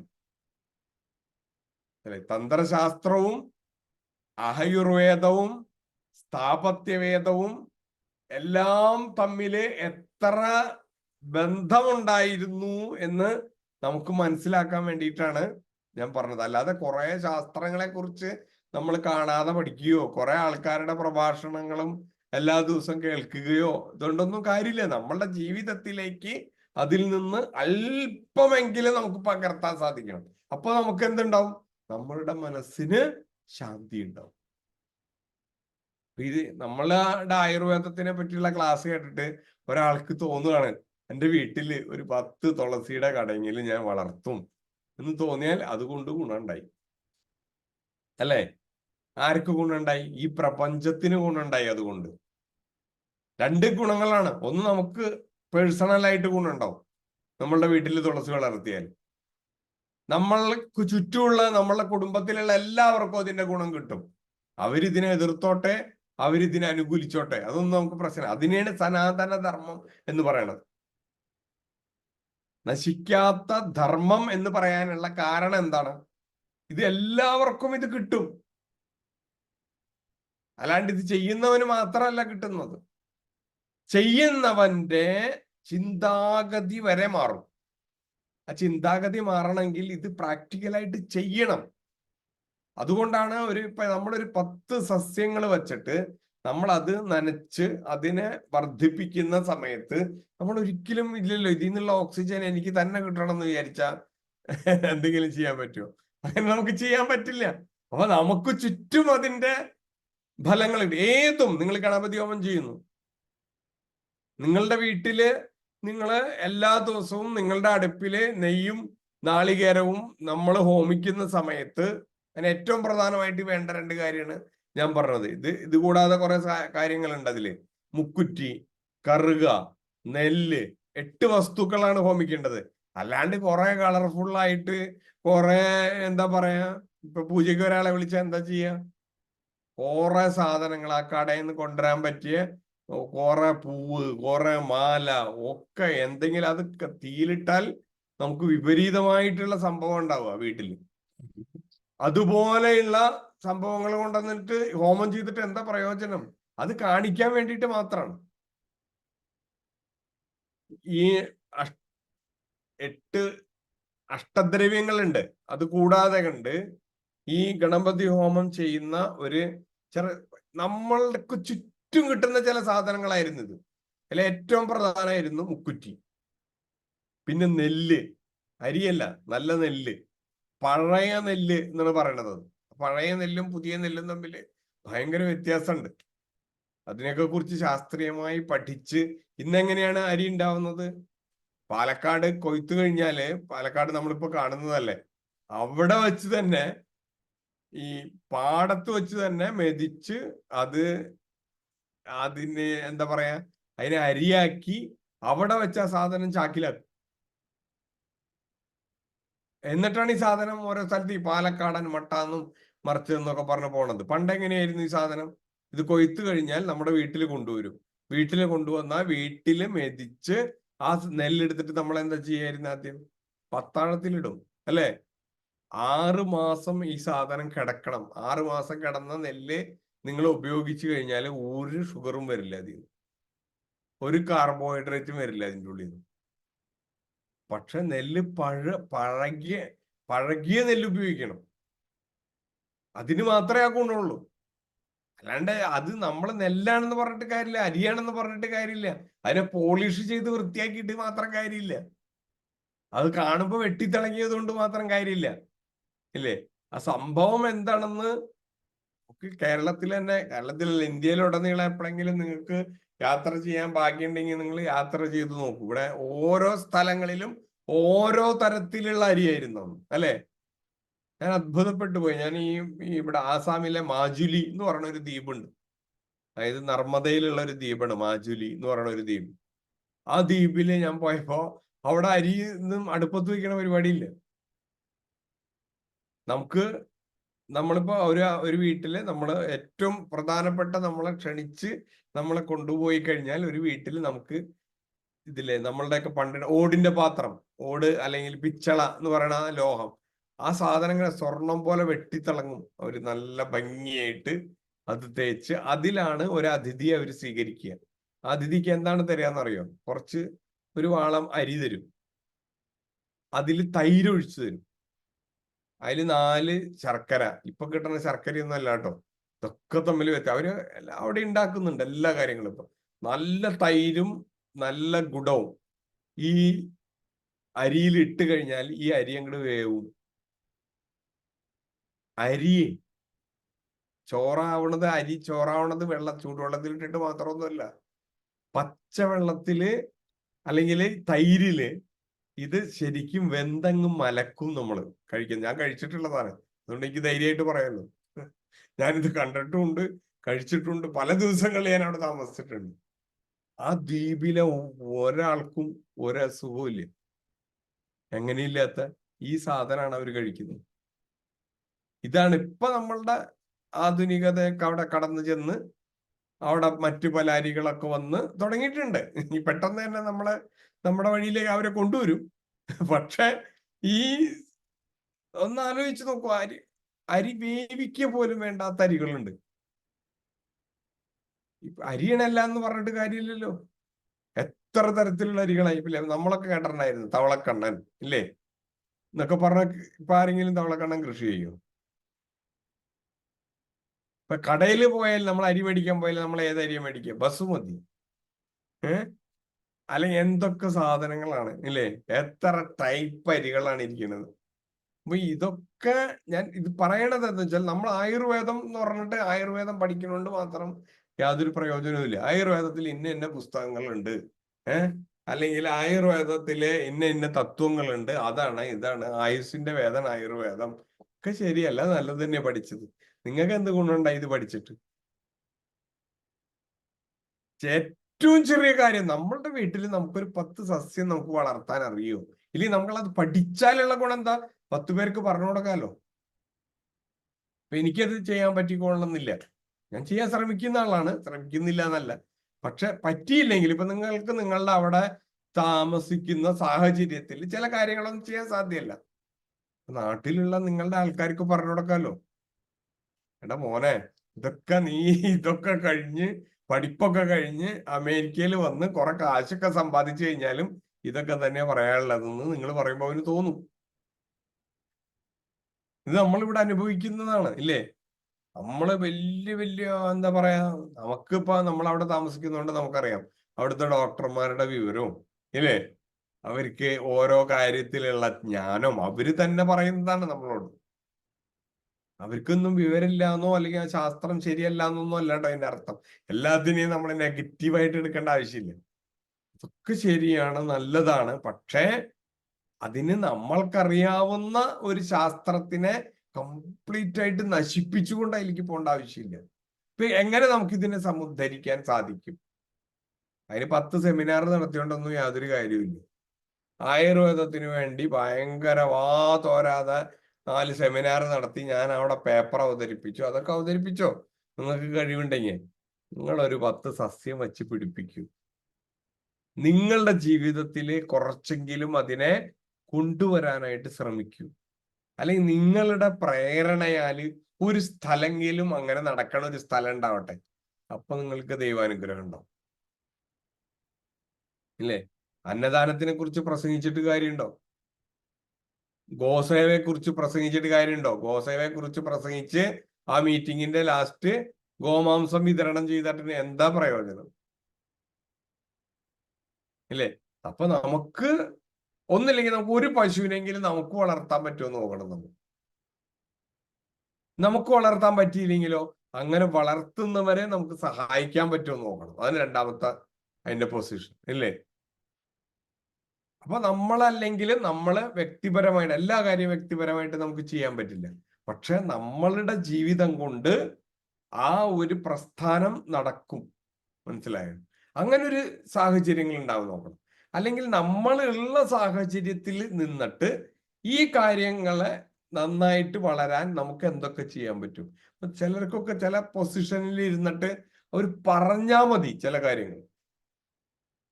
ഇപ്പൊ ഞാൻ പറയാം, അവിടെ വലിയൊരു നല്ല അലോപ്പതി ഡോക്ടറാണെന്ന് വിചാരിക്കും. അപ്പൊ എനിക്ക് നല്ല അനുഭവം ഉണ്ട് അവിടെയുള്ള പല ആൾക്കാരും. അവരിൽ ഒരാൾ പറഞ്ഞാൽ അവർക്ക് അതിനെക്കുറിച്ച് ശാസ്ത്രീയമായിട്ട് അവർക്ക് വിവരിച്ചു കൊടുക്കാൻ സാധിക്കും. ഇന്നതുകൊണ്ടാണ് ഇത് കഴിച്ചാൽ അല്ലെങ്കിൽ ഇന്ന സ്ഥലത്ത് താമസിച്ചാൽ നിങ്ങൾക്ക് ജീവിതത്തിൽ വ്യത്യാസം ഉണ്ടാകുന്നത്, അല്ലേ? ഇന്ന് അയാള് അത് പറഞ്ഞു കൊടുക്കുമ്പോ ഇപ്പൊ ഇന്ന് പലതും മാനസികമായ രോഗങ്ങൾ മുഴുവൻ എവിടുന്നാണ് ഇതിന്റെ ഉദ്ഭവം, എങ്ങനെയാണ് ഇതിന്റെ ഉദ്ഭവം എന്ന് ആർക്കും അറിയില്ലായിരുന്നു. അവിടെയുള്ള പല സൈക്കാട്രിസ്റ്റുകളോട് നമ്മൾ സംസാരിച്ചിട്ടുണ്ട്. അവിടെയുള്ള ആർക്കും എല്ലാവരും എന്താ, ആ കെമിക്കലിന്റെ കുറവാണ്, ഈ കെമിക്കലിന്റെ കുറവാണ്, അതിന് ഇന്ന ഗുളിക കൊടുക്കുക, അത് കൊടുക്കുക. നല്ലതാണ്, അങ്ങനെ അവർ ചെയ്തിരുന്നു. അതിനെ നിയന്ത്രിക്കാനൊക്കെ പറ്റിയിരുന്നു, ഇല്ല എന്നല്ല. പക്ഷേ ഇവിടെയുള്ള ഒരു മനുഷ്യൻ ഒരു ക്രിസ്ത്യനാണ്. അങ്ങേര് ജനിച്ച ഇപ്പൊ ക്രിസ്ത്യനാണ്. പക്ഷെ അങ്ങേര് അതിൽ ഗവേഷണം ചെയ്ത് അങ്ങേരിപ്പൊ പുതിയതായിട്ട് കണ്ടുപിടിച്ചിരിക്കുന്നതാണ് പല രോഗങ്ങൾക്കും 90% രോഗങ്ങൾക്കും കാരണം നമ്മുടെ വയറാണ്. ഇത് ഭയങ്കരമായ ഒരു ഇതിന്. അപ്പൊ ഞാൻ അവരോട് ചോദിച്ചു, മാനസിക രോഗങ്ങൾക്ക് എങ്ങനെയാണ് ഇത് തലയായിട്ട് ബന്ധം ഉണ്ടാവുക? അങ്ങേര് പറഞ്ഞു, നിങ്ങൾ കഴിക്കുന്ന പല ഭക്ഷണങ്ങളും നിങ്ങളുടെ ശരീരത്തിലുള്ള ഏറ്റവും നമുക്ക് മനസ്സിലാവുന്ന രീതിയിൽ പറഞ്ഞു തന്നാൽ ഒരു 70,000 നാഡികൾ ഉണ്ടെന്ന് പറയുന്നുണ്ട്, ഇല്ലേ? ഈ നാഡികളിലൂടെയാണ് എന്ത് പാസ് ചെയ്യുന്നത്? കറണ്ട് പാസ് ചെയ്യണം. ആ എനർജി എന്ന് പറയുന്ന സംഭവം പാസ് ചെയ്യണത് നമ്മുടെ നാഡികളിലൂടെയാണ്. ഈ നാഡികളിലൂടെ, നാഡി എന്ന് വെച്ചാൽ പുറത്തേക്ക് കാണാൻ പറ്റിയ സാധനമൊന്നുമല്ല. നമ്മൾ പറയണ ഞരമ്പല്ല നാഡി എന്ന് പറഞ്ഞാൽ, നാഡീവ്യൂഹം എന്ന് പറഞ്ഞാൽ അത് വേറെയാണ്, അല്ലെ? അപ്പൊ ഈ 70,000 നാഡികൾ ഉണ്ടെന്നാണ് നമ്മളുടെ ശാസ്ത്രങ്ങളിലൊക്കെ പറയണത്. അപ്പൊ ഇതിലൂടെ നമ്മളുടെ തലച്ചോറിലേക്ക് നമ്മളുടെ ഭക്ഷണത്തിന്റെയും ആ ഭക്ഷണം ദഹിക്കാതെ, അതുകൊണ്ടാണ് അന്നം ബ്രഹ്മമാണ് എന്ന് പറയാനുള്ള കാരണം. ഇതൊക്കെ അയാൾ പറഞ്ഞതാണ്. നമുക്ക് അന്നം ബ്രഹ്മമാണ് എന്ന് പറയാനുള്ള കാരണം എന്താണെന്ന് വെച്ചാൽ ഈ നമ്മൾ കഴിക്കുന്ന ഈ അന്നം, ഇല്ലേ, അതാണ് എന്തായിട്ട് തീരുന്നത്? അതാണ് ഈ എനർജി ആയിട്ട് തീർന്നിട്ട് ഈ നാഡീവ്യൂഹങ്ങളിലൂടെ നമ്മളുടെ മസ്തിഷ്കത്തിലേക്ക് സന്ദേശങ്ങൾ കൊടുക്കുകയാണ്. അപ്പോഴാണ് മസ്തിഷ്കം എന്ത് ചെയ്യുന്നത്? അവിടെ നിന്ന് അത് പല സന്ദേശങ്ങളായിട്ട് മറ്റുള്ള കാര്യങ്ങളിലേക്കൊക്കെ കൊടുക്കാൻ പറ്റണത്. പക്ഷെ മൂലം എവിടെയാണ്? ഇതുവരെ എല്ലാം തലച്ചോറിൽ നിന്നാണ്, അല്ലെ ബ്രെയിനിൽ നിന്നാണ് പ്രോബ്ലം എന്നാണ് പറഞ്ഞിരുന്നത്, ഇല്ലേ? അപ്പൊ ബ്രെയിനിലേക്ക് ഇത് വരുന്നത് എവിടുന്നാ? ഭക്ഷണം നമ്മളുടെ ഉദരത്തിൽ നിന്നാണ്. ഉദരത്തിൽ എങ്ങനെയാ വരുന്നത്? നമ്മൾ ഉപയോഗിക്കുന്ന ഭക്ഷണത്തിൽ നിന്നാണ്, അല്ലേ? അപ്പൊ നമ്മൾ ഉപയോഗിക്കുന്ന ഭക്ഷണങ്ങൾക്കുള്ള പ്രാധാന്യം അതാണ്. ഇപ്പൊ ഈ എന്താ ലൈഫ് സ്റ്റൈൽ രോഗങ്ങൾ അത് ഇത് എന്നൊക്കെ പറഞ്ഞ, ഇല്ലേ, അതിനൊക്കെ നിയന്ത്രിക്കണമെങ്കിൽ നമ്മളുടെ പഴമയിലേക്ക് നമ്മുടെ പല വ്രതങ്ങളും നമ്മൾ എടുക്കണം. ഏകാദശി അല്ലെങ്കിൽ ഇത് ആഴ്ചയിൽ 15 ദിവസത്തിൽ ഒരു ദിവസം പട്ടിണി കിടക്കണം. എന്തത് പറ്റാത്ത നമുക്ക്? ഇല്ലെങ്കിൽ നമ്മുടെ ജീവിതത്തിൽ കുറെ കാലം നമ്മളെ കൊണ്ട് പട്ടിണി കെടുത്തിക്കും, ഇല്ലേ? മൂക്കിലൂടെയും വായയിലൂടെയും എല്ലാത്തിലൂടെയും കുറെ ട്യൂബ് ഇട്ട് ഇല്ലേ, എന്തോ ഒരു സ്ഥിതിയാണെന്ന് നോക്കൂ. ഒരാള് ICUവിൽ കിടക്കണതോ അല്ലെങ്കിൽ നമ്മൾ തന്നെ നമ്മളുടെ വീട്ടിലേക്കുള്ള എല്ലാ വയസ്സന്മാരുടെയും സ്ഥിതി ഇതല്ലേ. പണ്ട് അങ്ങനെയല്ലായിരുന്നു. അന്നം മുട്ടുക എന്ന് പറഞ്ഞൊരു സമയമുണ്ട്, അവർക്ക് മതിയാവും ഭക്ഷണം കഴിച്ചു. പല അന്നം മുട്ടി മരണം എന്നൊക്കെ കേട്ടിട്ടില്ലേ, സാധാരണ ഗ്രാമത്തിൽ പ്രയോഗിക്കുന്ന പ്രയോഗങ്ങൾ. അന്നം മുട്ടി മരണം എന്ന് വെച്ചിട്ടുണ്ടെങ്കിൽ അവർക്ക് ചോറ് വേണ്ടാതെയാവും. ചോറുന്നല്ല, ഒരു സാധനം അവർക്ക് വേണ്ടാണ്ട് അവർ ജീവിക്കും, കുറെ കാലം ജീവിക്കും. വെള്ളം മാത്രം കുടിച്ചവർക്ക് ജീവിക്കാൻ സാധിക്കും. അങ്ങനെ അവർക്ക് എടുക്കുമായിരുന്നു കുറെ കാലം. അപ്പൊ ആ സ്വസ്ഥമായ അങ്ങനെ ഒരു മരണത്തിലേക്ക് പോണു. ഇത് അങ്ങനെയല്ല. മരിക്കണേന്റെ തലേ ദിവസം കൂടി എല്ലാ സ്ഥലത്തു കൂടെയും പമ്പി കൂടെ അടിച്ച് കയറ്റി ഇല്ലേ. ഇത് പിന്നെ പുറത്തു പോവോ? പുറത്തും പോവില്ല. ഇത് ദഹിക്കോ? ദഹിപ്പിക്കാനുള്ള സാമർഥ്യം നമ്മുടെ ഉള്ളിലില്ല. ഇതൊന്നും ആവശ്യമില്ലാത്ത കൊടുക്കരുത്. മനസ്സിലായി? ഒരാൾക്ക് അയാൾക്കറിയാം ഇത് വേണോ വേണ്ടേ, കഴിക്കണോ കഴിക്കണ്ടേ. കഴിക്കണ്ട എന്നുള്ള ഒരു അയാൾക്ക് തന്നെ തോന്നുകയാണെങ്കിൽ കഴിക്കണ്ട. അതാണ് അതിന്റെ ചികിത്സ. ഇതൊക്കെ പറയുമ്പോ എത്രമാത്രം ഇന്നത്തെ ഈ സമ്പ്രദായങ്ങളുമായിട്ട് യോജിച്ചു പോകുന്ന എനിക്കറിയില്ല. പക്ഷെ ഇതുപോലെ നമ്മള് ഓരോ കാര്യങ്ങളെയും മനസ്സിലാക്കുന്ന ഒരു ശാസ്ത്രമാണ് എന്ത്, ആയുർവേദം എന്ന് പറയുന്നത്. അപ്പൊ അതാണ് ഒരു ഉപവേദം. വേദത്തിന്റെ ഉപവേദമായിട്ട് വരാനുള്ള കാരണം അതാണ്. ഇതിനിങ്ങനെ മനസ്സിലാക്കുമ്പോഴാണ് നമ്മളുടെ ജീവിതവുമായിട്ട് അതിന് ബന്ധം വരുന്നത്. ഈ എല്ലാ കാര്യങ്ങളെയും നമ്മൾ നിത്യമായി അനുഷ്ഠിക്കുന്ന, നമുക്ക് ചെയ്യാൻ പറ്റുന്ന കാര്യങ്ങളെങ്കിലും നമ്മൾ അതിനു വേണ്ടി ചെയ്യുന്ന ഒരു ശാസ്ത്രമായിട്ട് നമ്മൾ മനസ്സിലാക്കുകയാണെങ്കിൽ നമ്മളുടെ ജീവിതത്തിൽ അതുകൊണ്ട് പ്രയോജനപ്പെടും. അപ്പൊ സനാതനധർമ്മം എന്ത് ചെയ്യും? നിലനിൽക്കും. സനാതനധർമ്മം നമ്മൾ ജീവിച്ചാൽ മതി. നമ്മൾ ജീവിക്കുന്നത് കൊണ്ട് സനാതനധർമ്മം നിലനിൽക്കും. കാരണം എന്താ? നമ്മൾ ജീവിക്കുമ്പോൾ നമ്മൾ ഇതൊക്കെ ചെയ്തുകൊണ്ടിരിക്കും, ഇല്ലേ? നമ്മളുടെ സ്വാഭാവികമായ ഒരു 10 തുളസി നടും, അല്ലെങ്കിൽ ഒരു കൂളം വെച്ച് പിടിപ്പിക്കും, അല്ലെ? ജീവിതത്തിൽ നിങ്ങൾ ആലോചിക്കണം, നിങ്ങൾ ഇതൊക്കെ ചെയ്തിട്ടുണ്ടോ? ഇതൊക്കെ ചെയ്തിട്ടില്ലെങ്കിൽ ജീവിതം വ്യർത്ഥാണ്. എന്റെ ബാങ്കിൽ ഇത്ര ഡെപ്പോസിറ്റ് ഉണ്ടെന്നല്ല അവിടെ ചെല്ലുമ്പോ നോക്കുക. അവിടെ ചെല്ലുമ്പോഴല്ല കേട്ടോ, നമുക്ക് മനസ്സമാധാനം ഉണ്ടാവുന്ന ക്രിയകളാണ് ഈ പറഞ്ഞത്, അല്ലേ? 10 ചെടി വെച്ച് പിടിപ്പിച്ചിട്ടുണ്ടോ നിങ്ങള്? പിന്നെ വലിയ പ്രസംഗം പ്രസംഗിച്ചിട്ട് എന്താ കാര്യം? ഞാൻ PhD എടുത്തിട്ടുണ്ട് ഇതില്. PhDയുടെ സർട്ടിഫിക്കറ്റ് നിന്റെ വീട്ടിൽ നീ കൊണ്ടുവച്ചോ, അല്ലാണ്ട് നിനക്ക് എന്താ ഉപയോഗം? ഈ പ്രപഞ്ചത്തിന് നിന്റെ PhD കൊണ്ട് എന്താ ഉപയോഗം?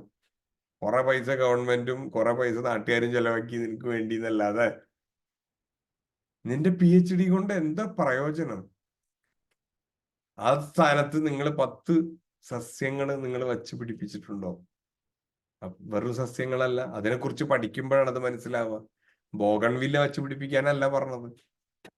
അല്ലെങ്കിൽ എന്താ പറയാ, ഈ ഒരു സാധനം ഇല്ലേ വീടിന്റെ ഉള്ളിൽ തന്നെ ഇങ്ങനെ മുറിച്ച് മുറിച്ച് വർഷങ്ങളായി കഴിഞ്ഞാലും എന്താ പറയാ, അതിന് ഒരു ഇതുണ്ടല്ലോ, പാലൊക്കെ 15 വർഷം 20 വർഷമൊക്കെ ആയാല് വീടിന്റെ ഉള്ളിൽ വളർത്തണം. അങ്ങനെ ചെയ്യാനേ പാടില്ല. അങ്ങനെയൊക്കെയുള്ള വീടുകളില് ആ എന്തോ എന്തോ കൾച്ചറാണ് ഇല്ലേ, അത് ആ വീട്ടില് അങ്ങനെയുള്ള സംഭവങ്ങളുടെ പറയാൻ പാടില്ല ശരിക്കും. ആ വീട്ടിൽ ഇത് കണ്ട് കണ്ട് കണ്ട് കണ്ട് അവിടെ ഉണ്ടാവണ കുട്ടി അങ്ങനെയുണ്ടാവുക. അല്ല, പല വീടുകളിലും എന്തുകൊണ്ട് മന്ദബുദ്ധിയായിട്ടുള്ള കുട്ടികൾ ജനിക്കുന്നത്? നിങ്ങൾ നോക്കൂ, ചില ചില പ്രദേശങ്ങളിലാണ് ഇത് കൂടി വരുന്നത്. ഇതിനൊക്കെ കുറിച്ച് സ്റ്റഡി നടത്തണം. ഇതിനെക്കുറിച്ചിട്ട് സ്റ്റഡി നടത്തിയവര് പറയുന്നതാണ് ഞാൻ പറയണത്. മനസ്സിലായി? പല സസ്യങ്ങളും പല കാര്യങ്ങളും വേണ്ടതുപോലെ ചെയ്യണം നമ്മൾ, വേണ്ടാത്തതുപോലെ ചെയ്യരുത്. അതിനെയാണ് നിത്യകർമ്മമെന്നും പ്രായശ്ചിത്ത കർമ്മമെന്നും വേദത്തിൽ പറയണം. നിത്യകർമ്മങ്ങൾ എന്ന് വെച്ചാൽ എന്താണ്? നമ്മൾ അനുഷ്ഠിക്കേണ്ട, ഇതൊക്കെ ഒരു മനുഷ്യന്റെ ജീവിതത്തിൽ അവൻ ചെയ്യേണ്ടതാണ്. കുറെ ചെടി വയ്ക്കുക, അല്ലെ ഒരു പശുവിനെ വളർത്തുക, ഇതൊക്കെയായിരുന്നു പണ്ട്. ഇതൊക്കെ ഇത് വലിയ എന്താ ധർമ്മ സംരക്ഷണമായിട്ട് ചെയ്യേണ്ട ആവശ്യമില്ല. ഇത് സ്വാഭാവികമായിട്ട് നമ്മുടെ ജീവിതത്തിൽ വരേണ്ടതാണ് ഇതൊക്കെ. അത് വന്നില്ലെങ്കിൽ നമ്മൾ ആലോചിക്കണം, ഞാൻ ചെയ്യുന്ന പ്രവൃത്തിയിൽ ഈ സനാതന ധർമ്മത്തിനെ സംരക്ഷിക്കാനായിട്ടുള്ള എന്ത് പ്രവൃത്തിയുള്ളത്? അവിടെയാണ് എനിക്ക് സനാതന ധർമ്മം അറിയോ, ഞാൻ സനാതനിയായിട്ട് നിങ്ങൾക്ക് എവിടെ വേണമെങ്കിലും ജീവിക്കാം ഈ ലോകത്തിന്റെ ഏത് ഭാഗത്തും നമുക്ക് ജീവിക്കാം ലോകത്തിന്റെ. ആ ഭാഗത്തില് നമ്മള് അവിടെ വച്ച് നമ്മൾ ഈ പ്രകൃതിയെ നമ്മൾ എത്ര സംരക്ഷിക്കുന്നുണ്ട് അല്ലേ? ഒരു പ്ലാസ്റ്റിക്കിന്റെ പാത്രം കാണുമ്പോ പറക്കണത് മാത്രല്ല പ്രകൃതി സംരക്ഷണം. എന്റെ മോന്റെ പിറന്നാള് വരുന്ന സമയത്ത് ഒരു കൊട്ട, ഒരു കൊട്ടയല്ല, ഒരു എത്ര വേസ്റ്റേജ്. നിങ്ങൾ ഓരോ ആൾക്കാരുടെ ബർത്ത്ഡേ ആഘോഷിക്കണതും അല്ലെങ്കിൽ വിവാഹം ആഘോഷിക്കണതും ഇന്നും ഭാരതം അത്രയും വൃത്തികേടിലേക്ക് എത്തിയിട്ടില്ല ഇല്ലേ? മറ്റേ എന്താണ് ആ ഒരു സാധനം ഇല്ലേ, ഭൂമിയിലിട്ട് നശിച്ചു പോവാത്ത അതിന്റെ കുറെ പാത്രങ്ങളും നമ്മളുടെ എല്ലാവരുടെയും വേണ്ടി. ഞാൻ ഒരുപാട് ആൾക്കാരുടെ ഇതിനവിടെ പരിപാടികൾക്ക് നമ്മൾ പോയിട്ടുണ്ട്. മുമ്പ് എന്താ കാണുന്നത്? സംഗതി സനാതന ധർമ്മ പഠന ക്ലാസ്, അതിന്റെ സമാപനത്തിന് ഭക്ഷണം കൊടുത്തതാ. ഈ പാത്രത്തിൽ ഭക്ഷണം കൊടുത്താ പിന്നെ അവൻ എന്ത് സനാതന ധർമ്മം സംരക്ഷിക്കുന്നത്? കുറെ പ്ലാസ്റ്റിക് കുപ്പികളും ഒരൊറ്റ ചെറിയ പരിപാടി, നമ്മൾ ഒരു വീടിലെ പരിപാടിയാണ്. വലിയ വലിയ ഫംഗ്ഷൻ അതൊക്കെ പോട്ടെ, അതൊക്കെ പാർശ്വത്തിൽ മാറ്റി വയ്ക്കും. ഒരു വീട്ടില് ഓരോ വർഷം എത്ര പിറന്നാൾ ആഘോഷിക്കുന്നു നമ്മൾ? ഈ പിറന്നാളുകൾക്ക് മുഴുവൻ നമ്മൾ ചെയ്യണത് എന്താണ്? നിങ്ങൾ എന്താണ് സനാതന ധർമ്മം വളർത്താനായിട്ട് അവിടെ ചെയ്തത്? ഇത് നമ്മൾ ആലോചിക്കേണ്ടതാണ് കേട്ടോ. ഞാൻ വേറെ ആരോട് പറയാനോ വേറെ ആർക്കും പ്രസംഗിക്കാനൊന്നുമല്ല ഇത്. ഒരു ഓരോ പിറന്നാളിനും ഒരു 10 ചെടി വെച്ചിരുന്നു എന്നായിരിക്കും ഇല്ലേ? ഒരേ പിറന്നാളിനും അവൻ അങ്ങനെയാണ് പരിശീലിപ്പിക്കേണ്ടത്. അങ്ങനെയായിരുന്നു പണ്ട് ഇല്ലേ? തെങ്ങുവയ്ക്കുമായിരുന്നു. ഓരോന്നിനും നമ്മൾ പ്രകൃതിയായിട്ട് കണക്ട് ചെയ്തിരുന്നു. ശബരിമലയ്ക്ക് 18 പ്രാവശ്യം പോയ 18 തെങ്ങ് വയ്ക്കണമെന്ന്. ഇതെങ്ങനെ ഉണ്ടാക്കിയതാ? എത്ര ഭംഗിയായിട്ട് അവൻ ഉണ്ടാക്കി നോക്കൂ. അല്ലെ, അവിടെ പോയാൽ അവിടെ തെങ്ങ് വെച്ചിട്ട് വരണം ശബരിമലയിൽ. അപ്പൊ എന്താ, ശബരിമലയിലെ മരങ്ങൾ വെട്ടാനല്ല പോണ്ടത്. അവിടെ ജനങ്ങൾ കൂടുന്തോറും അവിടെ അത്രയും വൃക്ഷങ്ങളും കൂടും. ഇത് നമ്മളുടെ ജീവിതമായിട്ട് ഇതിനെ കണക്ട് ചെയ്തിരുന്നു നേരത്തെ. ആ കണക്ഷൻ നശിച്ചു പോയി കഴിഞ്ഞാൽ നമ്മളുടെ സകല പരിപാടികൾ നശിച്ചു പോകും. നമ്മളൊരു കാര്യം പഠിക്കുമ്പോൾ നമ്മൾ വേദങ്ങളെ കുറിച്ച് പഠിച്ചു, വേദാംഗങ്ങളെ കുറിച്ച് പഠിച്ചു, അല്ലെങ്കിൽ ഇനി ഉപവേദങ്ങളെ കുറിച്ച് നമ്മളിപ്പോ നോക്കിക്കൊണ്ടിരിക്കുന്നു. ഈ ഉപനിഷത്തുകൾ ഇതിങ്ങനെ ഇറങ്ങി ഇറങ്ങി ഇറങ്ങി വരുമ്പോ ഉപനിഷത്തുകളിലേക്കൊക്കെ എത്തുമ്പോ തനി ജീവിതമായിട്ട് മാറുന്നു. ഞാൻ ശ്വേതാശ്വതരോപനിഷത്ത് പഠിച്ചു, അല്ലെങ്കിൽ ഞാൻ ഈശാവാസ്യ ഉപനിഷത്ത് പഠിച്ചു എന്നും പറഞ്ഞിട്ട് ആ മന്ത്രം ഇങ്ങനെ ഈശാവാസ്യമിതം സർവം യത് കിഞ്ച ജഗത്യാം ജഗത് ഇതറിഞ്ഞുകൊണ്ട് ഈശാവാസ്യ ഉപനിഷത്ത് പഠിച്ചതാവില്ല. ഈശാവാസ്യ ഉപനിഷത്ത് നമ്മളുടെ ജീവിതത്തിൽ നമ്മളെ എത്ര കൊണ്ടുവന്നു എന്നാണ് അതിന്റെ പ്രശ്നം. പിന്നെ ഇതിന്റെ അടുത്ത തലങ്ങളിലേക്ക് പോകും. അത് നമുക്ക് മനസ്സിലാവാത്തത് കൊണ്ടാണ്. എനിക്ക് അതിൽ അനുഭവം ഇല്ല, അതുകൊണ്ട് ഞാൻ പറഞ്ഞാൽ നിങ്ങൾക്ക് മനസ്സിലാവില്ല. പക്ഷെ നമുക്ക് ശ്രമിക്കാവുന്നത് അങ്ങനെയാണ്. ഈ ഉപനിഷത്തുക്കളിലേക്ക് നമ്മൾ കടക്കുമ്പോഴേക്കും എന്തായിരിക്കും, അത് നമ്മളുടെ മാനസികമായ തലത്തിൽ നടക്കുന്ന ഒരു ചർച്ചയാണ്. മനസ്സിലാവുന്നുണ്ടോ? ഇതിപ്പോ നമ്മുടെ ശാരീരികമായ തലത്തിൽ വെച്ചിട്ടാണ്, നമ്മുടെ ജീവിതമായിട്ട് ബന്ധപ്പെടുത്തിയാണ് നമ്മൾ ഇതിനെ ചർച്ച ചെയ്തത് മുഴുവൻ ഇല്ലേ? നിങ്ങളൊരു സസ്യം വർദ്ധിപ്പിച്ചാല്, നിങ്ങളൊരു 18 സസ്യങ്ങള് വീട്ടില് നട്ടു വളർത്തിയാല് അതുകൊണ്ട് നമുക്ക് എന്ത് ഗുണം ഉണ്ടാവും എന്നുള്ള ഞാൻ പറഞ്ഞത്. എന്തെല്ലാം മാനസിക പ്രത്യേകത ഉണ്ടെന്ന് പറയാം. നമ്മുടെ മാനസിക രോഗങ്ങൾ വരില്ല. ഇതൊക്കെ മാനസിക രോഗം, ടെൻഷൻ വന്നു, അല്ലെങ്കിൽ എന്താ പറയാ, മറ്റേ ഡിപ്രഷൻ വന്നു, ഓടിപ്പോയി 4 ഗുളിക മേടിച്ചു കഴിച്ചു, അത് മാറി, പിന്നെ ആദ്യം വന്നു. ഇതല്ല ഇതിനുള്ള പ്രക്രിയ. ഒന്ന് കൃഷി ചെയ്ത് നോക്കിയേ, ഒരു പശുവിനെ വളർത്തി നോക്കിയേ, ഈ സാധനം വരില്ല. നമുക്ക് നമുക്ക് സമയം ഉണ്ടാവില്ലേ? നമുക്ക് നമുക്ക് വെറുതെ സമയമാണ് ഇപ്പൊ, മനസ്സിലായോ? നമുക്ക് എന്താ ചെയ്യേണ്ടതെന്ന് നമുക്ക് തന്നെ അറിയില്ല. കുറെ ക്ലാസ്സുകളിൽ പങ്കെടുക്കണോ അല്ലെങ്കിൽ കുറെ മീറ്റിങ്ങിന് പോകണോ, അതല്ല ഞാൻ പറയുന്നത്. നമ്മൾ എന്ത് പ്രൊഡക്റ്റീവായിട്ട് നമ്മൾ എന്ത് ചെയ്യണോ ജീവിതത്തിൽ, ഒരു അതാണ് ഈ ചെറിയ ചെറിയ കാര്യങ്ങൾക്കുള്ള ഗുണം. കൃഷി, അല്ലെങ്കിൽ എന്താ പറയാ, പശുവിനെ വളർത്തുക എന്ന് പറഞ്ഞാൽ, അല്ലെങ്കിൽ അത് ഇതുപോലെ ഒരുപാട് കാര്യങ്ങളുണ്ട് കേട്ടോ. ഒരുപാട് കാര്യങ്ങൾ ഇതിൽ. കൃഷിയാണ് നമുക്ക് ഏറ്റവും കൂടുതൽ നമുക്ക് അനുഭവം തരുന്നത്. ഒരു ചെടി നട്ടാൽ അതിലൊരു പൂവുണ്ടാവുമ്പോൾ നിങ്ങൾക്ക് മനസ്സിലൊരു സന്തോഷം ഉണ്ടാവും. എന്ത് ഹോർമോണാണ്? ആ ഹോർമോണൊക്കെ തന്നെ ഉണ്ടാവും തലയുടെ ഉള്ളിൽ. ആ പൂവ് കാണുന്ന സമയത്ത് ആ ഹോർമോൺ തന്നെ നമ്മുടെ ഉള്ളില് വർദ്ധിക്കും. അതിന് ഗുളിക കഴിച്ചിട്ട് തന്നെ വർദ്ധിപ്പിക്കണം എന്നൊന്നുമില്ല. അതെ, അത് ഒരുപാട് സംഭവങ്ങൾക്ക് ഇതുമായിട്ട് ബന്ധമുണ്ട്. അപ്പൊ ഇങ്ങനെയാണ് നമ്മളുടെ ഏത് ശാസ്ത്രങ്ങളൊക്കെ പ്രാക്ടീസ് ചെയ്തിട്ട്, ആയുർവേദം പോലും ഇങ്ങനെയാണ് പഠിപ്പിച്ചിരുന്നത്. ആയുർവേദ ശാസ്ത്രം എന്ന് വെച്ചാൽ അതിന് കൃഷിയായിട്ട് ബന്ധമുണ്ടോ എന്ന് നിങ്ങൾ ചോദിക്കും. ഇല്ലേ? ആയുർവേദ ഈ പരാശരന്റെ കൃഷിശാസ്ത്രമുണ്ട്, അല്ലേ? ആ കൃഷി ശാസ്ത്രം എടുത്ത് പഠിക്കുമ്പോൾ നമുക്കറിയാം എങ്ങനെ ഒരു വീട്ടിൽ എന്തൊക്കെയാണ് വെക്കേണ്ടത്. അല്ലെങ്കിൽ ഒരു ക്ഷേത്രം എന്ന് വെച്ചാൽ വയല് ആവുമ്പോ അതിലേക്ക് എന്താണ് ഇത് തമ്മിലുള്ള വ്യത്യാസം, അവിടെ എങ്ങനെയുള്ള വളമാണ് നമ്മൾ ഉപയോഗിക്കേണ്ടത്. എവിടെങ്കിലും ഇതില് ബിസിനസ് എന്നുള്ളൊരു ചിന്ത വന്നാൽ ഇത് മുഴുവൻ മാറിപ്പോയി. നമ്മൾ ഒരു കാര്യം ചെയ്യുന്നത് നമുക്ക് വേണ്ടിയായിരിക്കണം. നമ്മൾ ഇത് കാണിക്കാൻ വേണ്ടിയിട്ടോ പൈസ ഉണ്ടാക്കാൻ വേണ്ടിയിട്ടോ അല്ലെങ്കിൽ എന്താ പറയാ മറ്റ് പ്രദർശനത്തിനോ ഒക്കെ ചെയ്യുമ്പോഴുള്ള വ്യത്യാസം എന്താ? എന്റെ വീട്ടിൽ എനിക്ക് നല്ല ഗാർഡൻ ഉണ്ടാക്കാം, ഇല്ല സകല രാസവളം എടുത്തിട്ടാൽ നിങ്ങളൊക്കെ വരുമ്പോ നല്ല നിറച്ചിങ്ങനെ പൂവായിട്ട് നിൽക്കുന്നുണ്ടാവും. ഇതുകൊണ്ട് എനിക്കെന്താ പ്രയോജനം? ഇങ്ങനെ കൃഷി ചെയ്യുന്നത് കൊണ്ട്, ഇങ്ങനെ ഒരു ഗാർഡൻ ഉണ്ടാക്കിക്കൊണ്ട് എനിക്കെന്താ പ്രയോജനം? എന്റെ വീട്ടിലുള്ളവർക്ക് എന്താ പ്രയോജനം? എന്റെ നാട്ടിലുള്ളവർക്ക് എന്തെങ്കിലും പ്രയോജനം ഉണ്ടോ? ഇല്ല. അതേ സ്ഥാനത്ത് ഞാൻ ഒരു 10 ചെടികളെ ഞാൻ തന്നെ ഇതുപോലെയുള്ള ആ നാട്ടിൽ വളരുന്ന ചെടികളെ ഞാൻ അവിടെ വച്ച് പിടിപ്പിക്കുകയായിരുന്നു എന്നുണ്ടെങ്കിൽ, ഇല്ലേ, അതിന് ജൈവവളം ഉപയോഗിക്കുമായിരുന്നു എന്നുണ്ടെങ്കിൽ ആ പ്രത്യേകത ഉണ്ടാവും. അതിന് അതൊക്കെ ഇന്ന് കേരളത്തിലൊക്കെ ഇപ്പോഴും ഭാഗ്യം എന്ന് പറഞ്ഞാൽ, കേരളത്തിൽ മാത്രമല്ല ഭാരതത്തിൽ മുഴുവൻ ഇന്നും നിങ്ങൾ സഞ്ചരിക്കണമെങ്കിൽ ആയിരക്കണക്കിന് ആൾക്കാർ ഇങ്ങനെ ജീവിക്കുന്നുണ്ട്. ഇല്ലാന്നൊന്നും അങ്ങനെ കണ്ണടച്ച് അങ്ങനെ നമുക്ക് പറയാനൊന്നും സാധ്യമല്ല. ഓരോ ഗ്രാമാന്തരങ്ങളിൽ ഞാനിപ്പോ താമസിക്കുന്ന, ഞാൻ ഇപ്പൊ കോട്ടയത്താണെങ്കിൽ കോട്ടയത്തിന് ചുറ്റും, ഞാൻ താമസിക്കുന്നതിന് ചുറ്റും ഒരു 10 സ്ഥലങ്ങളിൽ ഞാൻ കണ്ടിട്ടുണ്ട് അതുപോലത്തെ. യാതൊരു സ്വാർത്ഥതയില്ലാതെ ഈ കൃഷിയാണെങ്കിൽ കൃഷിക്ക് വേണ്ടി കൃഷി ചെയ്യാം, അല്ലെങ്കിൽ പശുവിനെ വളർത്തണമെങ്കിൽ അതിനു വേണ്ടി പശുവിനെ വളർത്തുക, അല്ലെങ്കിൽ ആയുർവേദ സ്ഥാപനം നടത്തണമെങ്കിൽ അതിനുവേണ്ടി ഔഷധ സസ്യങ്ങളെ വളർത്തുക, അല്ലെങ്കിൽ ആ ശാസ്ത്രം അതിനുവേണ്ടി പഠിച്ച് അതിനുവേണ്ടി ജീവിക്കും. അങ്ങനത്തെ ആൾക്കാരൊക്കെ ഉണ്ട്, ഇഷ്ടം പോലെ അങ്ങനത്തെ ആൾക്കാരുണ്ട്. അങ്ങനെ ഉള്ളത് കൊണ്ടാണ് ഇതൊക്കെ നിലനിൽക്കുന്നത്. അപ്പൊ നമ്മൾ ഈ ശാസ്ത്രമൊക്കെ പഠിക്കുമ്പോൾ നമുക്ക് എന്തുണ്ടാവണം? അങ്ങനെയുള്ളവരെ കാണാനെങ്കിലുള്ള ആഗ്രഹം നമുക്കുണ്ടാവും. അതാണ് നമ്മൾ ഇതൊക്കെ പഠിക്കുന്നതുകൊണ്ടുള്ള ഗുണം. അങ്ങനെയുള്ള സ്ഥലത്തൊക്കെ ചെല്ലാനുള്ള ഒരു സന്തോഷം നമുക്കുണ്ടാവും. അങ്ങനെയുള്ള മനുഷ്യരെ കാണുമ്പോൾ അവരെ അഭിനന്ദിക്കാനുള്ള ഒരു ഇത് നമ്മുടെ ഉള്ളിൻ്റെ ഉള്ളിൽ വരും, ഇല്ലേ? അതും നല്ല കാര്യമാണ്. അതും അവരെ പ്രോത്സാഹിപ്പിക്കും നല്ല രീതിയിൽ.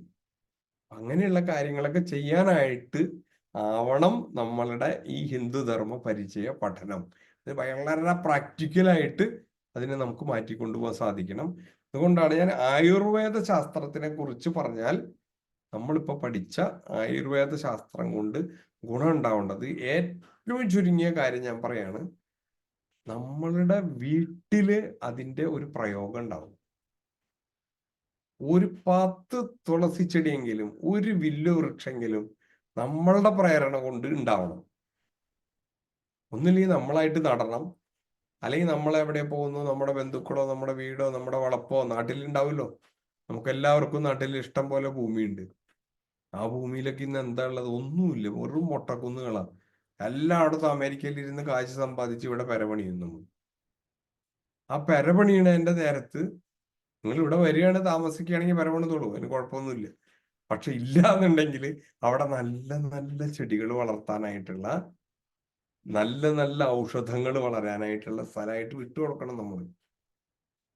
അത് വളർന്നോട്ടെ, നമുക്ക് യാതൊരു നഷ്ടവും ഇല്ലല്ലോ. അത് നമുക്ക് പുണ്യം ചെയ്യും. നമുക്ക് പുണ്യം ചെയ്യില്ല എന്ന് വിചാരിക്കരുത്. നിങ്ങളൊരു അമ്പലത്തിൽ പൈസ കൊടുത്ത് ഗണപതി ഹോമം ചെയ്യണേക്കാൾ പുണ്യം നിങ്ങൾക്ക് ആ പ്രവൃത്തി കൊണ്ട് കിട്ടും. ആ മനസ്സുകൊണ്ട് നമ്മുടെ മനസ്സ് ആകെ മാറിപ്പോവും.